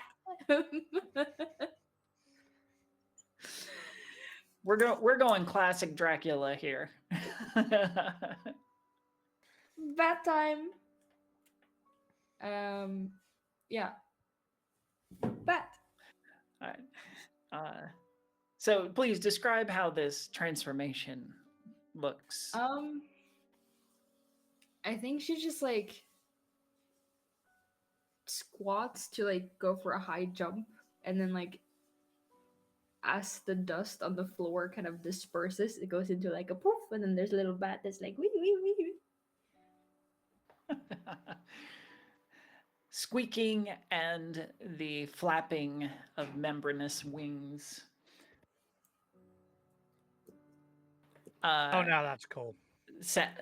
A sound as Sadie flaps up to the cage and alights between its bars.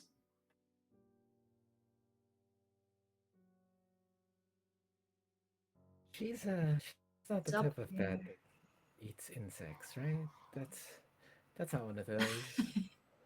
I mean, to be honest, I don't think there's much that isn't on the menu for her. So don't worry, I got you covered. Okay, okay. Oh, All right. So, who's doing what? Sadie, what are you doing up in the cage? I want to see what's in there. Look for a key potentially. Well, the desiccated skeleton in the cage clutches a large golden key in one hand and a silver key in the other. However, what you weren't able to see from below is that there is a third key in the skeleton's mouth. It is plain nickel brass coated. She's gonna go for the one in the mouth. Okay. Drop it to the people on the floor. And then if nothing happens, the gold one, and then the silver one. All three get dropped down to Nino and Chaz. Before you leave the cage, however, you see a message scrawled on the bottom of the cage, which says, "Don't go to the armory without the eager knife."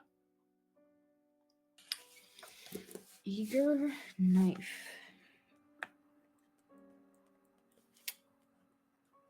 She will relay this information in squeaky bat form, and then she will realize her mistake and turn more vocabulary. Don't go to the armory without the fuck. She turns into a bat. Flies up to read it again. It's like, crap, I forgot. Without the eager knife. Eager knife. we're supposed to bring the murderous knife to the murderous creature in the armory. That Yep. sounds about right. Can I have a look around the room for anything else? Yes. If you will, please give me a roll. I would love to. Just the vast amount of material and detritus on the floor, it's gonna take a bit of searching. Okay, so I got a 7, but my house die was higher. Can I assist in some way? Sure, you can. Yes. So you can give Chaz essentially a blessing in a way, and essentially give you advantage. So, from your vantage point above at the cage, you can help point out areas of interest. So, Chaz, if you will roll a third d6 and take the higher of the two or the three, the two So highest. I drop the lowest. Mhm. Okay, so that is going to be a 10. I'm dropping the lowest, and that would stop the house beating. Mm. Okay. Good assist. The house does not act. However, you do not find anything of note.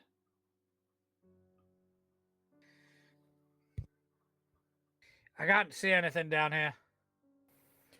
Okay, okay, then let's go check the other room for this knife. This knife that wants to kill things. Things like We us. have. We don't know that. Maybe it just likes human people. In which case, we're fine. Yeah. Okay. There's a gold, a silver, and a brass key, right?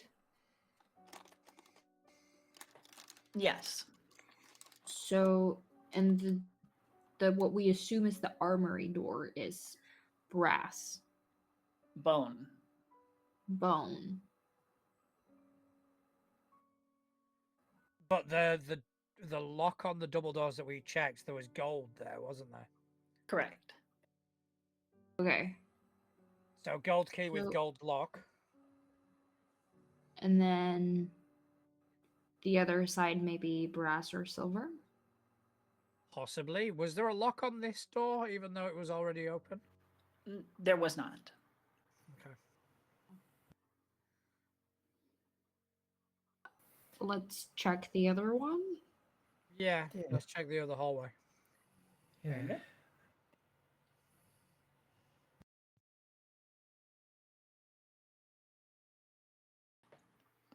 You cross the doors, passing by them to the opposite hallway, and open a wooden door into what looks to be a library. This large rectangular chamber is lined with bookcases along three of its walls. A simple wooden desk and a matching chair mark one end of this room. The desk has a reading lamp on it, few pens, and a single notebook. Rather than the somewhat pleasant smell that would accompany libraries that you may have been in previously, this room has a different odor to it, one of stifling loneliness and despair.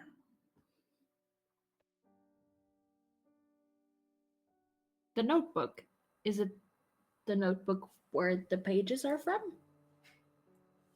Like, can I check if pages are torn out from it or if it has like the same handwriting? You gonna check it out? All right. Yeah. The notebook itself is blank. However, tucked into it is an older page, yellowed by time, seemingly torn from a journal. And it reads December 17th. I've begun work building my own mind palace. Rather than make up some fantastic castle or grand manor, however, I've just used this house. I find it easier to sustain this mental location using a place I'm very familiar with. The thing is, I already find that in order to place all of the thoughts and memories I want to preserve within it, I have to change things. Rooms are bigger in my mind palace than in the real house, for example. The mental objects I'm placing there don't match the contents of the actual rooms, but that's all right. I don't regret my choice to base my palace on this house. I love this house. Funny old place. It sat vacant for so long before we came along. At least that's what I understand to be true. The actual origin of the actual origin of this place are a bit murky. As a child, I had always hoped for a happy family here. My father made that impossible, though. And by not helping me, my mother abetted him. I always sought a way to protect my younger brother. I wondered what would happen to him growing up here with our family. Well, these are the kinds of thoughts I can put into my mind palace, I suppose. So he's gonna hold up the page.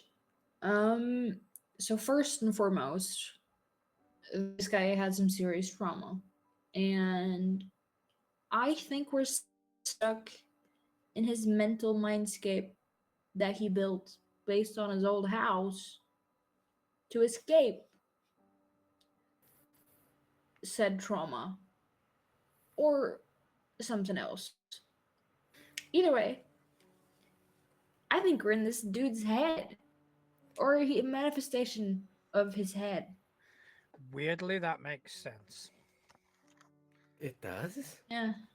Yeah, I mean, just the whole thing about the rooms being bigger and whatnot. I mean, that room we were previously in with the pillars, that was impossibly big. That's Yeah, and true. I mean, if you want to lock stuff away, it's perfect. So, are these things we're seeing his thoughts and his memories? I think so. I think they're like fragments of his memories that he wanted to keep locked away. I mean, if you are in his brain, how? Isn't he dead? Hasn't he been dead for a while? So why? That's true. Do you think he's like us? Mm-mm. At this point, probably.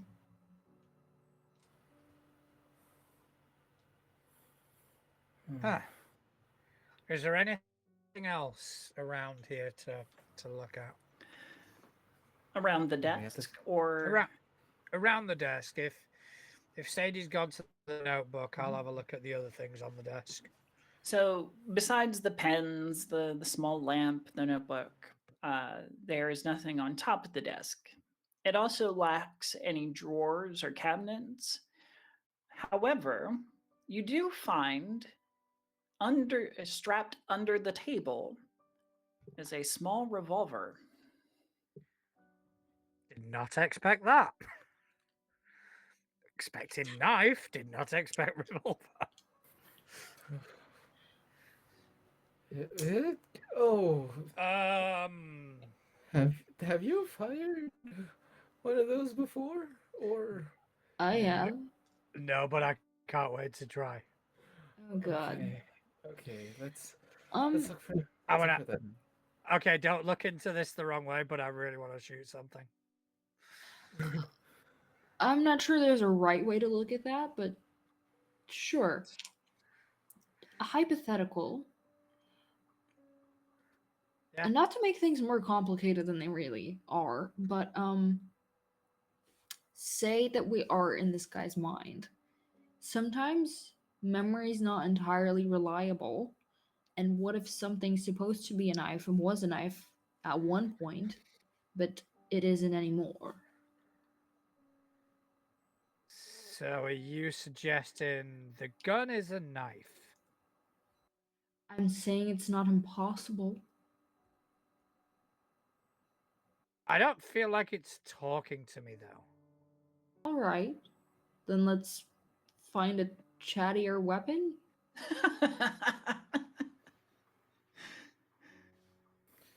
Okay. The little revolver is fully loaded with 5 shots. And there was a leather holster that it was pressed into on the bottom of the desk. Sorry, Nino, please. Okay. What, do we just start tearing books off these shelves, or sure? There's nothing else on the desk, right? There's not really a drawer anywhere. I can't see anything. Maybe there's something in the books. Maybe it's worth. Hey, Sadie, I think this looks better on you, and we'll hand over the holster and the revolver. It completes my outfit. It doesn't go with what I'm wearing. She's gonna cowboy style her the revolver. Okay. So there are 3 bookcases. There's the north, the south, and the east. Further, besides the door that you came into, which was on the west wall, there is a door on the north, east, and south walls. Do they have locks? Do you want to try them? I want to look at them.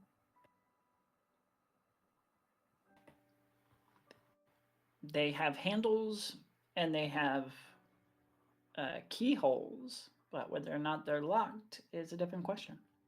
Are The the keyholes? silver or brass?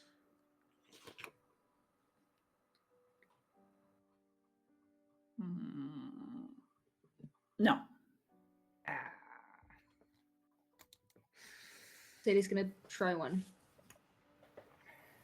Which one? The right one.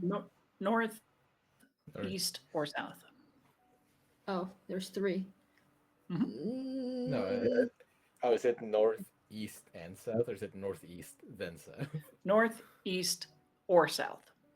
So, Okay, got it. comma, with the Oxford comma.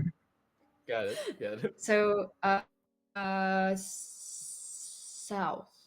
South. The south door is unlocked. And peering in,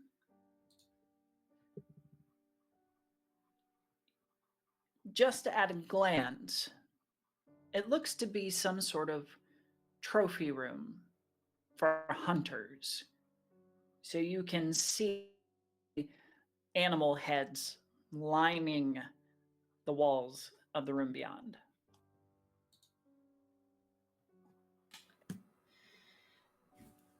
Trophy room, I think. Do they look like normal animals or like cryptids? Generally, they look like normal animals. At a glance, you see several deer heads. The most prominent of which has a magnificent rack. Like, we're talking like 22-point buck. You also see a couple of wild animals, like exotic animals, tiger, a mountain lion, all stuffed.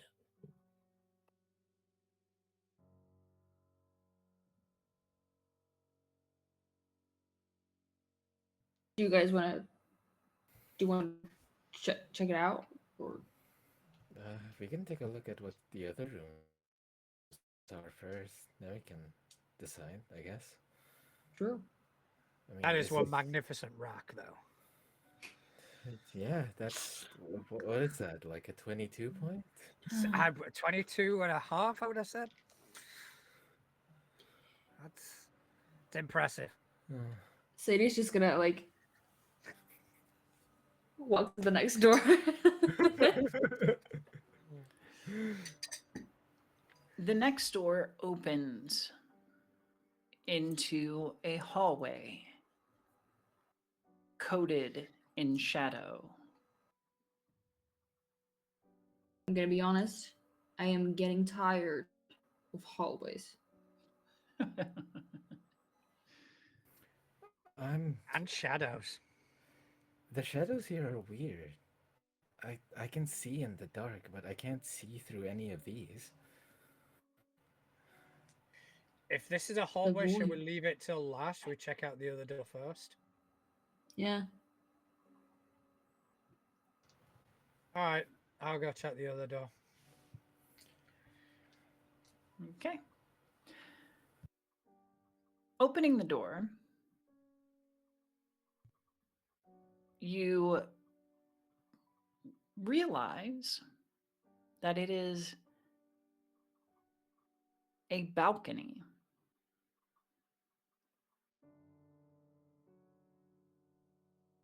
Hey guys, check this out. Do I recognize the balcony? You might have to take a closer look if you would. Yeah, I'm taking a look. I want to take a real close look. Uh, Weirdly, I also would. Is this a The outdoors? outdoors balcony or is it an indoor balcony? It is an outdoor balcony. That has a sparse arrangement of furniture, a few plants, a chair, a table. For one of I know you, this place. this feels so familiar, uncannily familiar. There are just a couple of details that are off. First, there are a couple of extra doors leading off of your balcony.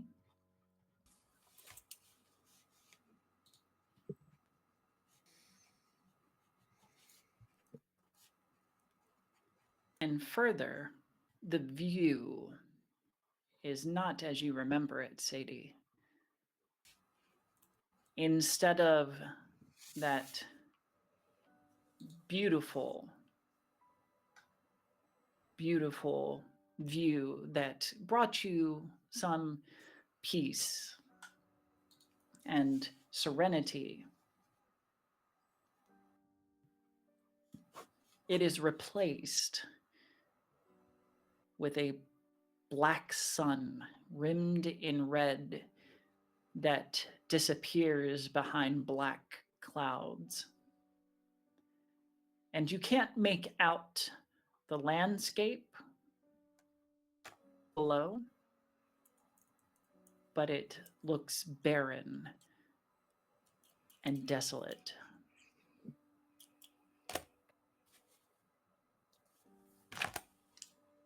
Something's wrong. This is the balcony that used to be in the apartment. The like 14-15 apartment. But it wasn't this depressing. And there were no extra doors. So this isn't outside. No. If you look down, is it like, do we see the ground? Like, is it appropriately far up, or is there just like void? There is ground down there, but it looks extremely unfriendly. And it is 14 stories down.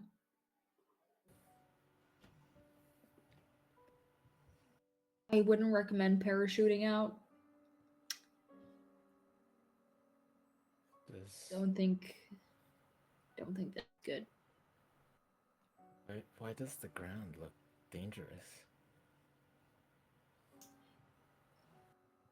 I think it's because the scape we're in is kind of dangerous.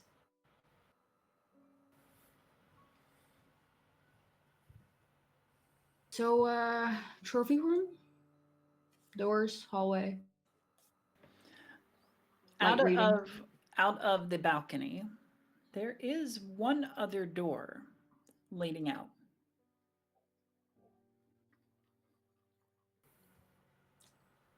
Is it locked? Hmm. It's a good question.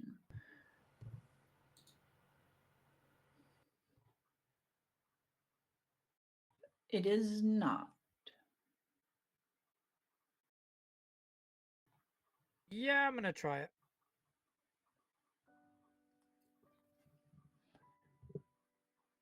You open the door opposite the way you came in and step in to a funeral. In this otherwise plain room, a new casket of dark wood sits atop a bier in the middle of the room. A mirror hanging on the wall is draped in a black cloth, reminiscent of old superstitions, not wanting to capture the soul of the dead. Flowers fill vases around the room, and there are a few pages of handwritten notes on a table by the door.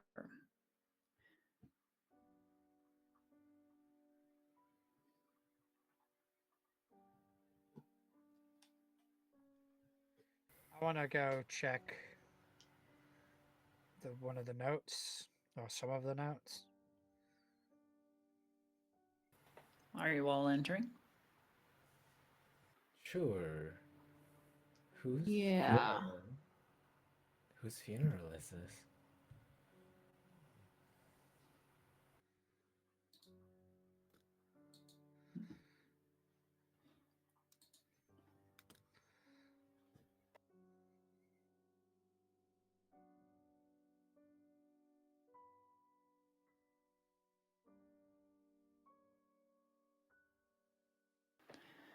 All right. The notes. They are, they appear to be attempts to write a eulogy. Some of the words have been crossed out and scribbled over.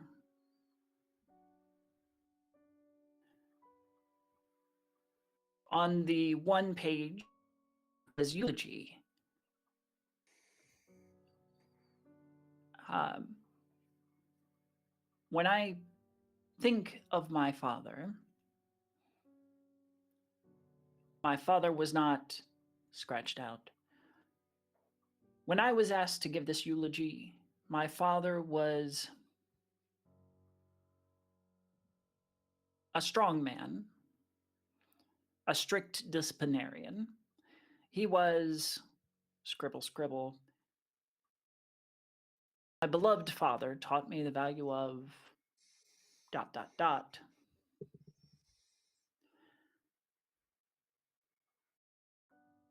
The dark brooding of my, on the second page, crossed out completely. The dark brooding of my father haunts me to this day. Becoming a man under his hateful, tortured gaze was difficult, like living in a nation in the grip of an aging tyrant. He shaped what my brother became, and my sister, and me. His presence and his actions explain much of my mother, but not all.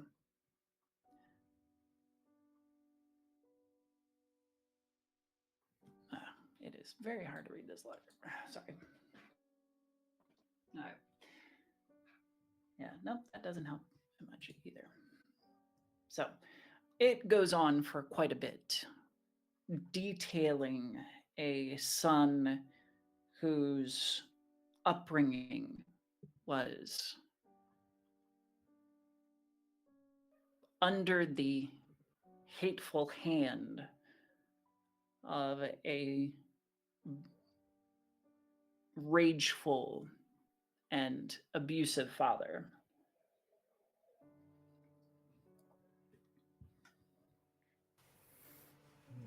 Does it match the handwriting on the journals? It does. But before you can spend more time examining it, an eerie, translucent processional of mourners slowly enter the room and pass by the casket, each pausing for a minute to gaze at the coffin as though they can see the figure within, despite it being closed. These mourners bring with them a low, mournful music. These ghostly images continue as you watch. Some of them are older people, but a few are middle-aged or younger.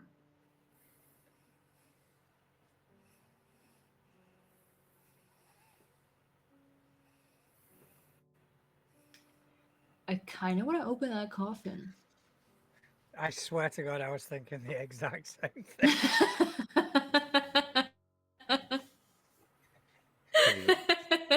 Oh. We share one brain cell. Do we open it now, or do we wait for these ghosts to leave? The last time we got too close, they did scream in our faces. Nina's got a point. Yeah. Yeah, there is a point there that I'd forgotten about. Nina's Yeah.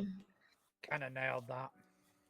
I'm not too keen on disrupting them. No.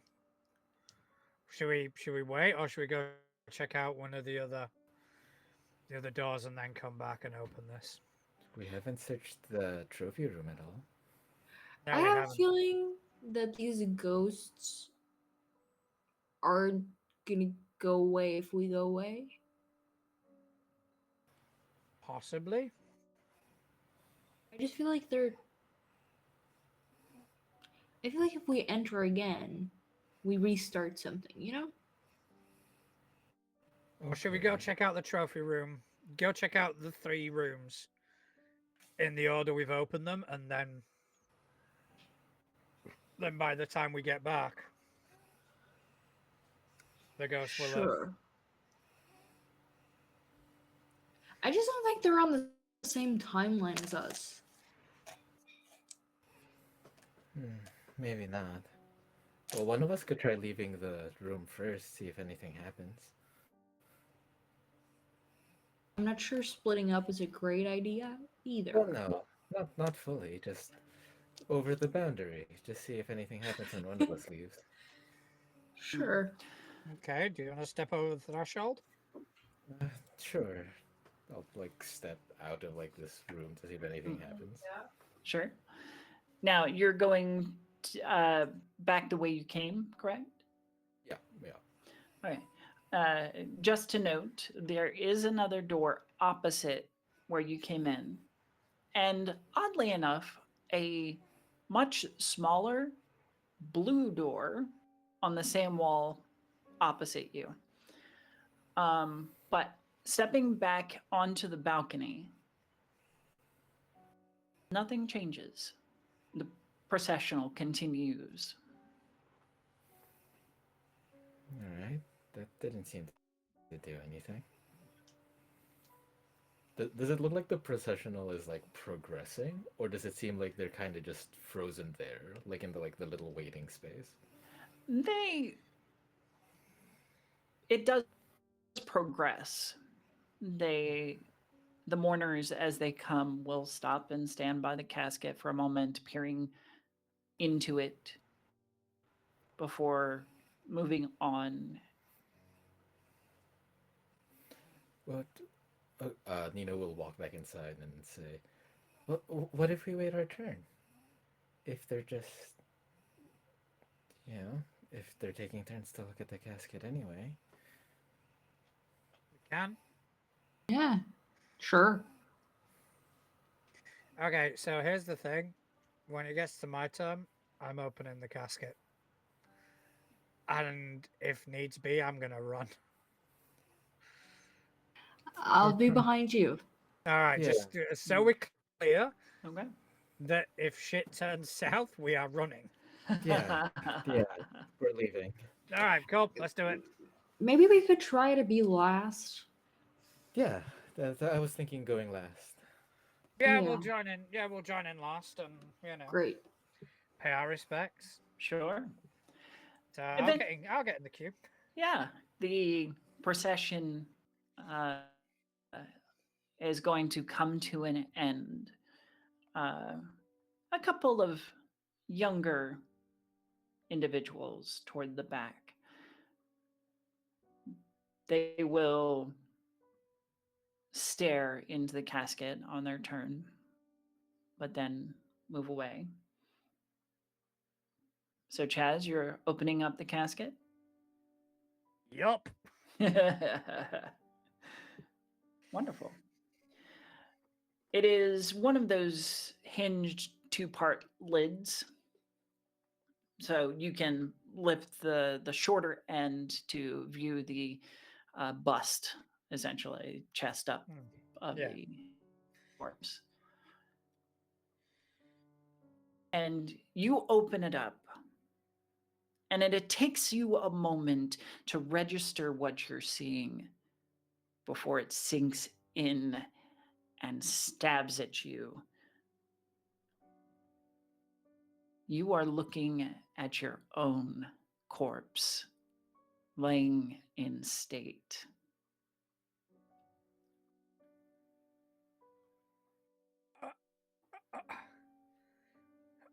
I'll just be frozen. I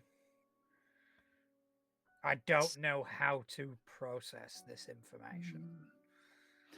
Sadie and Nino, as you watch Chaz freeze in recognition, you both hear a faint whisper. It wears a human face.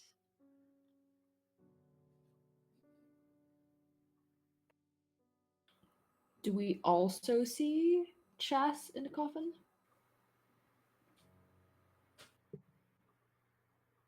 Or do we see someone else?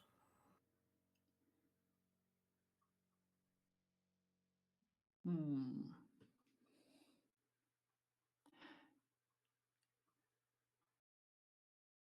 You see Chaz. Hey, Chaz, snap out of it. Are you okay? I, no, this is no. This is not right. This is no. Yeah, no, it's not right. The things here don't make sense. Remember? You're okay. But I'm not Sadie's dead. gonna- I'm Close it. Let's go. Yeah. yeah. Like yeah.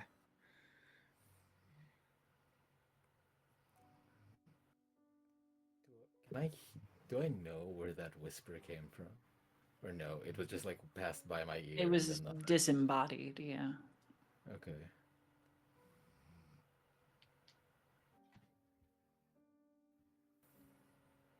Yeah, Sadie's gonna exit this room.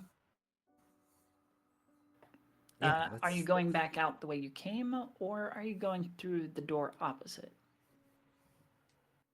Ah, shit, there's so many doors. Yep.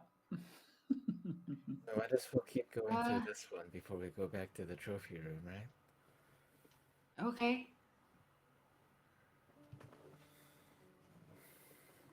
Yeah, I guess we'll go to the smaller blue door, was it? Hmm.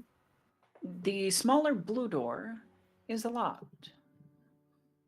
Oh, What color is the keyhole? Hmm. It is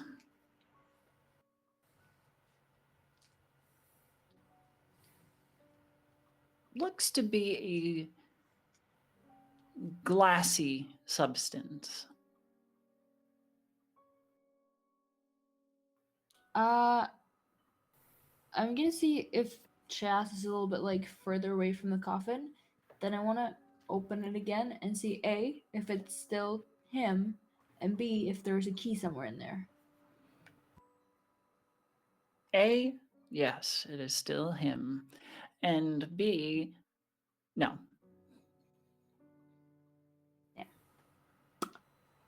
Nino's going Uh, to. Yes, Nino? Uh, could the two of you stand a little further away from that covered mirror? I want to take a look at it. Yeah, okay. sure. I want to see the mirror that was covered during the procession to see if there's anything there.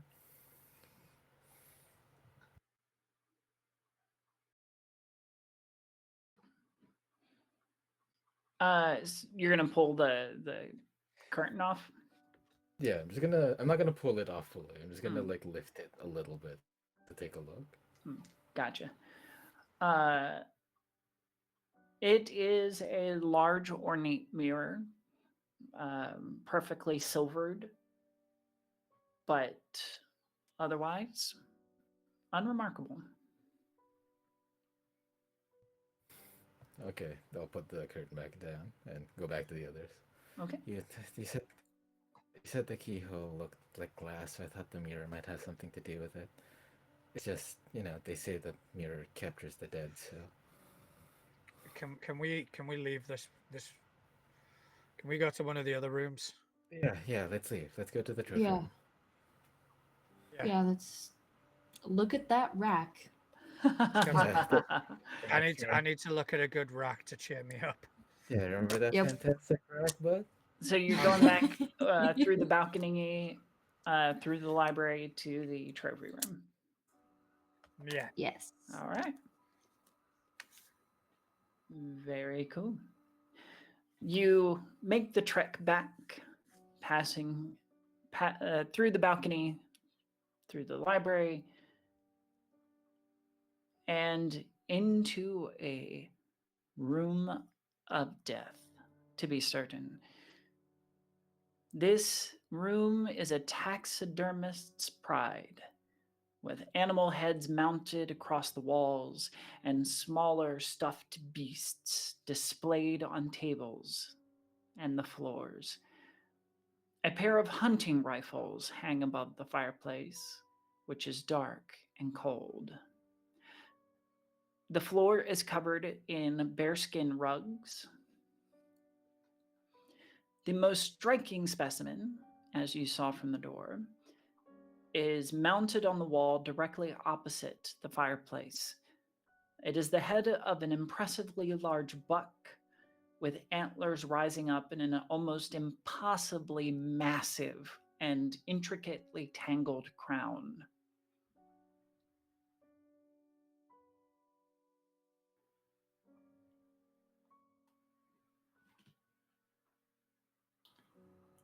Is there anything in the crown?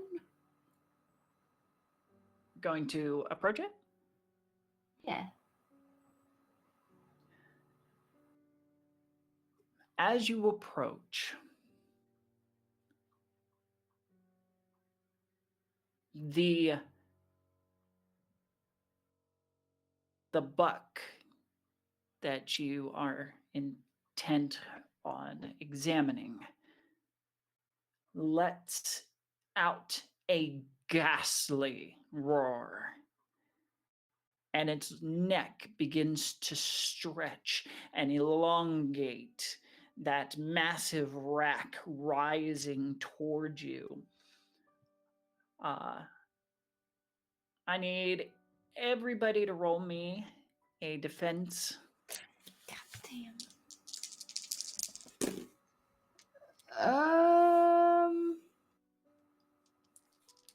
8. But the house thing is the same as my lowest. I'm sorry, say that again. I apologize. 8 total. 8 total? But both the house die and my lowest die are 1s. 10. Okay, But the so you're house fine. die is bigger than my lowest one. It's a 3. Bigger than your lowest one, which is 3. Okay, so house axe. What was your total? I apologize. 10. 10. Okay. All right. Right. And So Chaz. I got an 11 and the house axe. 11 and the house axe. Sadie, this coupled with the ghostly mental attack that you had previously is definitely taking its toll. Let's see. 3, 6. Your defense is 4, so you now have a second mental wound of 2. Total of 7. Yep. When do Your you die? sanity is fraying, and it is on the edge. You are on the edge of just breaking apart mentally. Wonderful. This, let me roll the house axe. All right, for our dear, dear.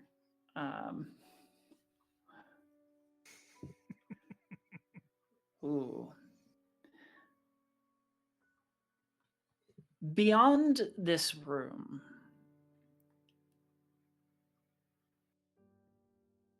you feel a presence come alive. And it is mean. It carries with it violence. And it is moving closer.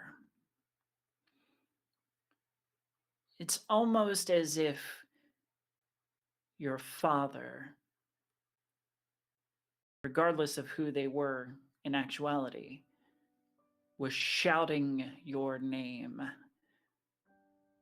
looking for you somewhere in the house.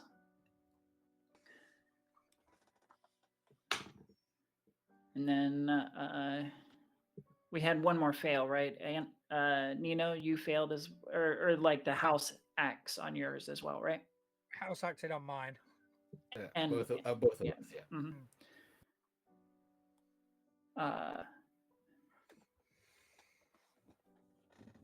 We'll just have the one for now. That's fine because we don't want to overdo it. Regardless of what presence is approaching, the deer head swipes at all 3 of you. No, it's going to swipe at you, Nino. Its thorny rack scratching along your person. Because of the house acted, you automatically fail this roll. So defense plus 7. You're gonna take a rating 3 physical wound as these barbs just scrape and cut your clothing and dig into your flesh.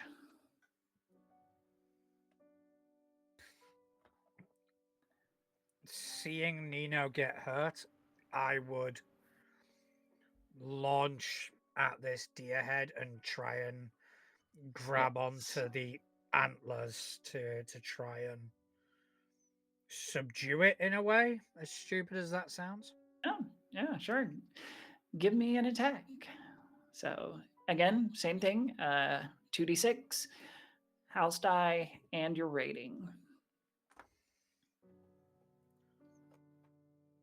I would also like to shoot it. Okay, so 11, but house axe. 11, but house axe. You managed to grab a hold initially, but it shakes its now snake-like neck and throws you off. And the house axe? Ooh, fun times. Wahaha. And go ahead and roll, Sadie.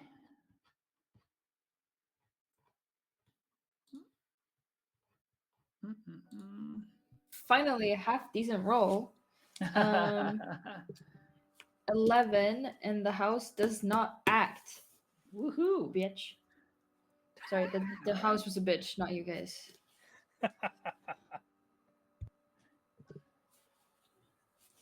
A familiar cold wind erupts through the chimney and carries with it your names, a seething anger following in its wake. The yep. So, what was your attack? Sorry. 11? I'm sorry. 11. 11. Yes. Unfortunately, Yes. you do miss. No. Yep. I thought it was good It's enough. violent shaking. You graze it, but not enough to do any damage. Anything on your part, Nino?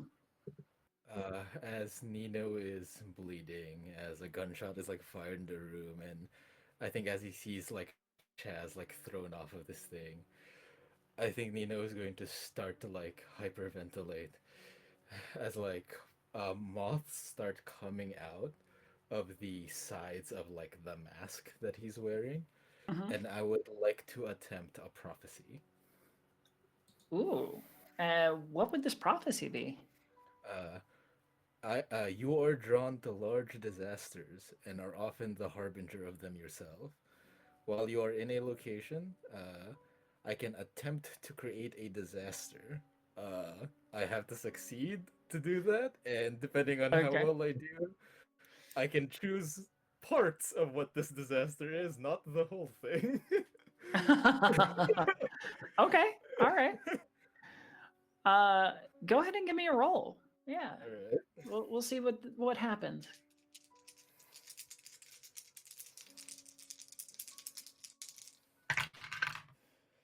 Uh, that is an 11, and the house does act. If this does allow me to create a disaster, how many aspects of it are you gonna allow me to control? I can control up to two. Uh, it does not. Okay. Your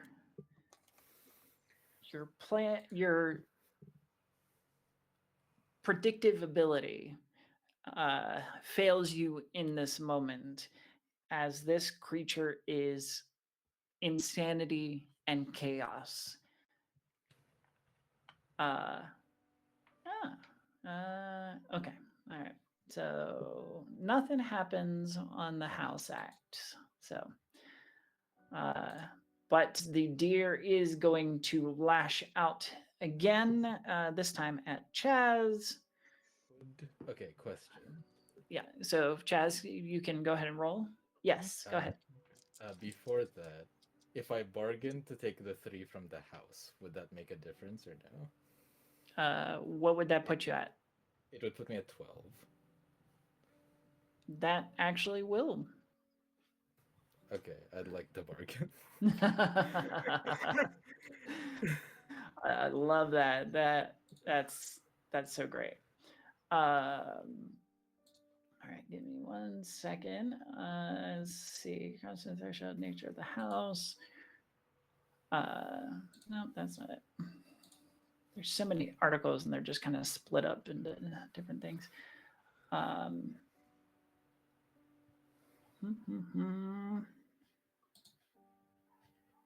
Crossing the threshold, is that it? Take player. Okay, here we go.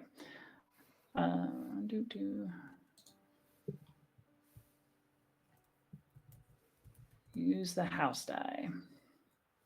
All right.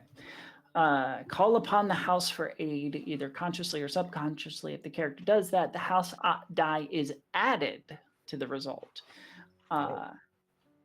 However, when they use this option, 2 things happen. The house acts, and it's bad. You also gain a doom, a particular bit of trauma that follows you out, even if you manage to escape. So go ahead and roll damage for me, and you can describe the disaster of how you bargain with the house and get it to help you. Okay. And well, damage. we get the Sorry, the damage is 1d6 plus your 4, and then I'll subtract the rating. Okay, we get to describe this disaster together because I don't Yeah. have full control of this power. How many are you allowing me? 1 or 2? 1 or 2 disasters? 1 or 2 like aspects of the disaster. Oh, we'll just say 2. Yeah. Okay. I will choose to let the disaster affect the deer, the thing that's coming, and the house. Oh. I will choose to control the spread of the disaster to just the house. I am choosing to let you decide the nature of this disaster and how much harm it does to the things affected Ooh. by it. Okay. Well, that last one is going to be how much damage you roll here. Okay. So yeah, roll that and see. Let me see what we get. 8. I do not know the nature of the disaster. I leave that in your hands.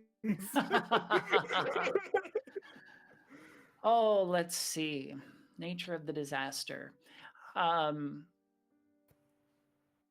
The fireplace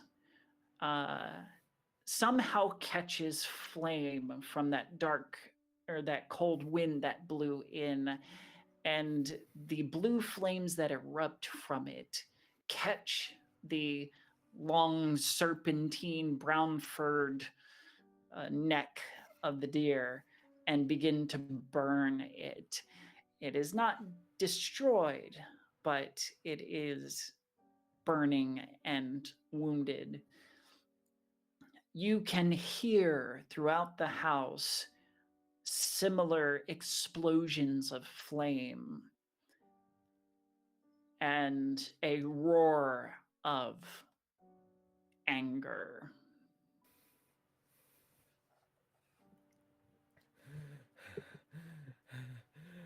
We should leave. We should leave. We should leave. You do that? I'm sorry. I didn't. It wasn't. I didn't. I just. Let's go. Let's run. Let's go. Okay. Okay. The other hallway. The other hallway. Holden. So you're running from the room? Yeah. I think so, yeah. All right. You burst back into the library.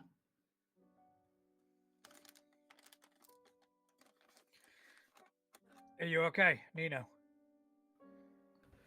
I think he's still like bleeding, and a couple of like the moths are still like they're not flying out of the mask anymore. They're sort of just like crawling around. And I'm sorry. I didn't mean it. It was. It's okay. It's okay. Is, are you guys are you guys okay? We should. Where do you? Okay. Can you just do that on command, or It happens on accident sometimes. It's Huh. a while ago. I was scared, and I it, I made it happen, but I'm not supposed to make it happen. I can't. I don't know what it does. I never know what it does. right? Well, we're fine. So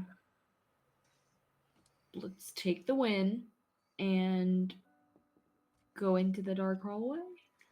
Yeah, we need to get out of here now. Just Yeah. as you turn toward the dark hallway, the door to the library that you first entered from bursts open, Oh and no. a hulking creature of a man steps through. He's dressed in otherwise plain clothes, pants, button up shirt with a vest, the sleeves rolled up, exposing muscled and grotesquely veiny arms. You can't make out his face well, but you can see two motes of burning light and a mouth that is extended and dripping with vitriol. And in his hand dangles a large leather belt. I want to unload the remaining 4 bullets into this guy. Just before you pull the trigger, we're gonna let you Mhm. do that. But just before you pull the trigger, he shouts across the room, "You're all too stupid and weak to be mine!" And as he charges across the room, you unload the small handgun into him. You can go ahead and make your attack. Can I aid? With what? How you doing? I will run and try and grab him. Ooh, okay, sure, yeah. Uh, Go ahead and uh, make your attack there, Sadie, with a boon. So advantage essentially.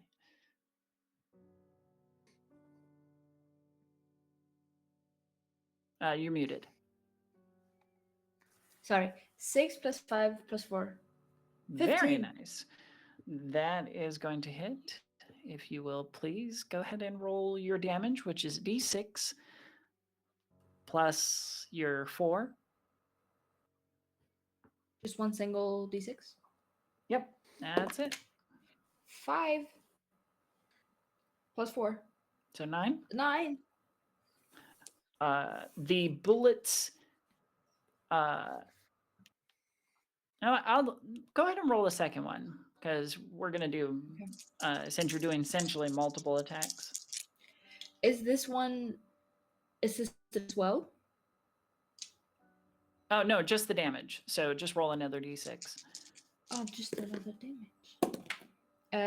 8 plus 4. Or No, the total? total Oh, that's the total? total was 8. Okay. The bullets stagger him uh, and stops him from his charge, but he is still up. And Chaz, now that you're on top of him, trying to stop his advance, you can see his teeth are in rows like a shark. Uh, and he bears a devilish grin that as is the belt. Run? Can we run? You will once he has made his attack. Chaz, if you will roll defense for me. Okay. Would you say that I am heedlessly pursuing my hunger at this point? Oh, yes. I would say so. So it said, like on the sheet, it says when I heedlessly pursue a hunger, I add 1 to rolls. Yeah, I'll give it to you. Thank you. Sure. Okay, so that is going to be a 12. And the house does not act. Mm. Mm-hmm, mm-hmm. All right. You barely duck under as he swipes at you with the belt. And he spins to and raises it again to strike. How about you, Nina? What are you doing? I think when Sadie screams "run" or suggests "run," Sure. I think Nino is going to lunge forward. The back of his hoodie is going to like ride up onto his shoulders, Mhm. and 2 large white moth wings are going to propel him forward as I just go to grab Chaz and book the hell out of here. Down the hallway. Fuck this. All right. Well, since we are coming down to time, you grab Chaz and rip him away from what is certain danger and possible doom. And the 3 of you dash into the shadowy hallway, hoping, praying, wishing that this hallway will take you to some form of exit. Whether or not your prayers are answered or the house was feeling benevolent in a rare moment, you stumble out of the door in which you first entered and into the hallway of Homeway Apartments. The door of 1515 slams shut behind you, even though you can still hear the echoing, angry, rageful roar of the men that you were just fighting. It goes quiet after a moment as you pant and catch your breaths.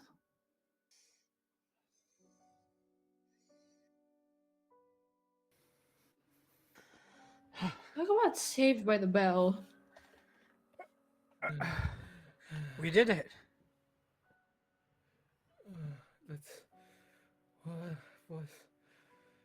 I think Nino just like kind of half passes out, just like on the floor a little bit. You Chaz know, will I yeah. Go on. that was awesome. Oh my goodness. I think just You from the know, ground. I haven't really unpacked yet. I think I'm just I think I'm just gonna move. Oh, I yeah. and it's almost like Chaz is. It's almost like at the end of like a really satisfying meal. Like he feel it's almost like he's satiated. It's almost like he's overindulged in a meal and he just kind of lays back just almost defeated with a massive grin on his face. Sadie's gonna point at him and go, you should consider therapy and figuring out what's going on there. I'm just gonna point at Nino and go, and you are literally terrifying. Peace out. And she's just gonna walk away towards her apartment. Like, Ah, it's like Nino and Chaz are like laying on the floor. I think Nino's just gonna go, Chaz, can we do something normal next weekend, please? yeah, Just buddy. any. Yeah, that that's gonna last me a while. Okay. Yeah, that was high five, buddy. High five.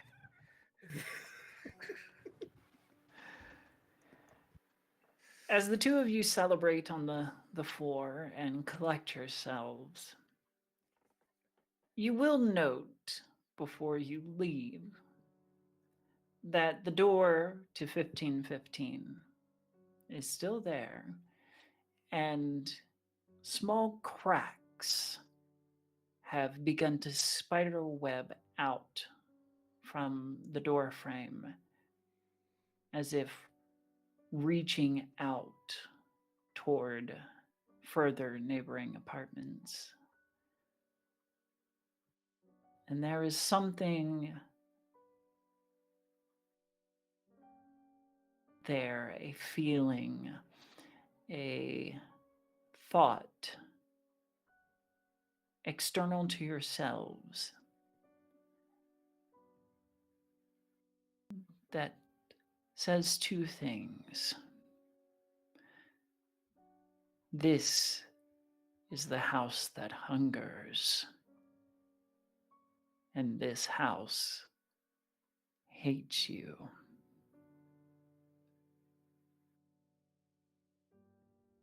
And that's where we'll end. Thank you, everybody, for this really fun foray into the darkest house.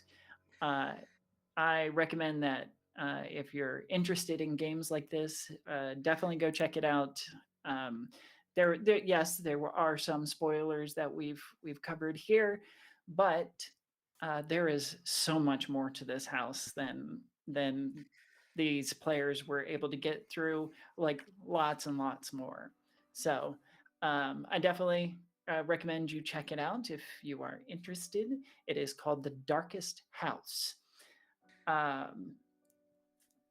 me. I don't know if I know who wrote it, but anyway, um, it's really fun. And what's great about it is you can take characters from any system, D&D, Pathfinder, Monster Hearts, Kids on Bikes, whatever, and you can convert them for use in the Darkest House. Uh, I think it's a good way to break up a particularly long campaign or maybe add in some horror elements to an ongoing campaign. You throw your characters into this house and see what they do with it. Uh, so definitely recommend you check it out. Uh, if we can, just give our audience one last like outro. Introduce yourselves. If there's anything that you're working on or want to promote, please do share your socials, and we'll close out that way. And we're going to start with Andy. Hi, it's me again. It's Andy. I played our little anxiety-ridden moth boy. Check out Magnificence. I play a stinky little man that hates the government. It's great. I love Owen, no matter how stinky. Yeah, no matter how stinky. Yeah. All right. Thank you so much, Andy. And Juan. I am Juan. I played Chaz, the thrill-hungry ghoul. And if you want to see more of the stuff I do, check out Too Legit to Crit. It's a tabletop role-playing game oriented podcast. We have a good laugh, and we don't really know what we're talking about, but nothing seems to stop us. Oh yeah, uh, and nor should it. Nor should it. And thank you, Juan. Did bring up that Darkest House is made by Monty Cook Games, so you can check them out and support them if you would like. And last but not least, PG. I'm still peachy, and I play the sarcastic pessimist vampire.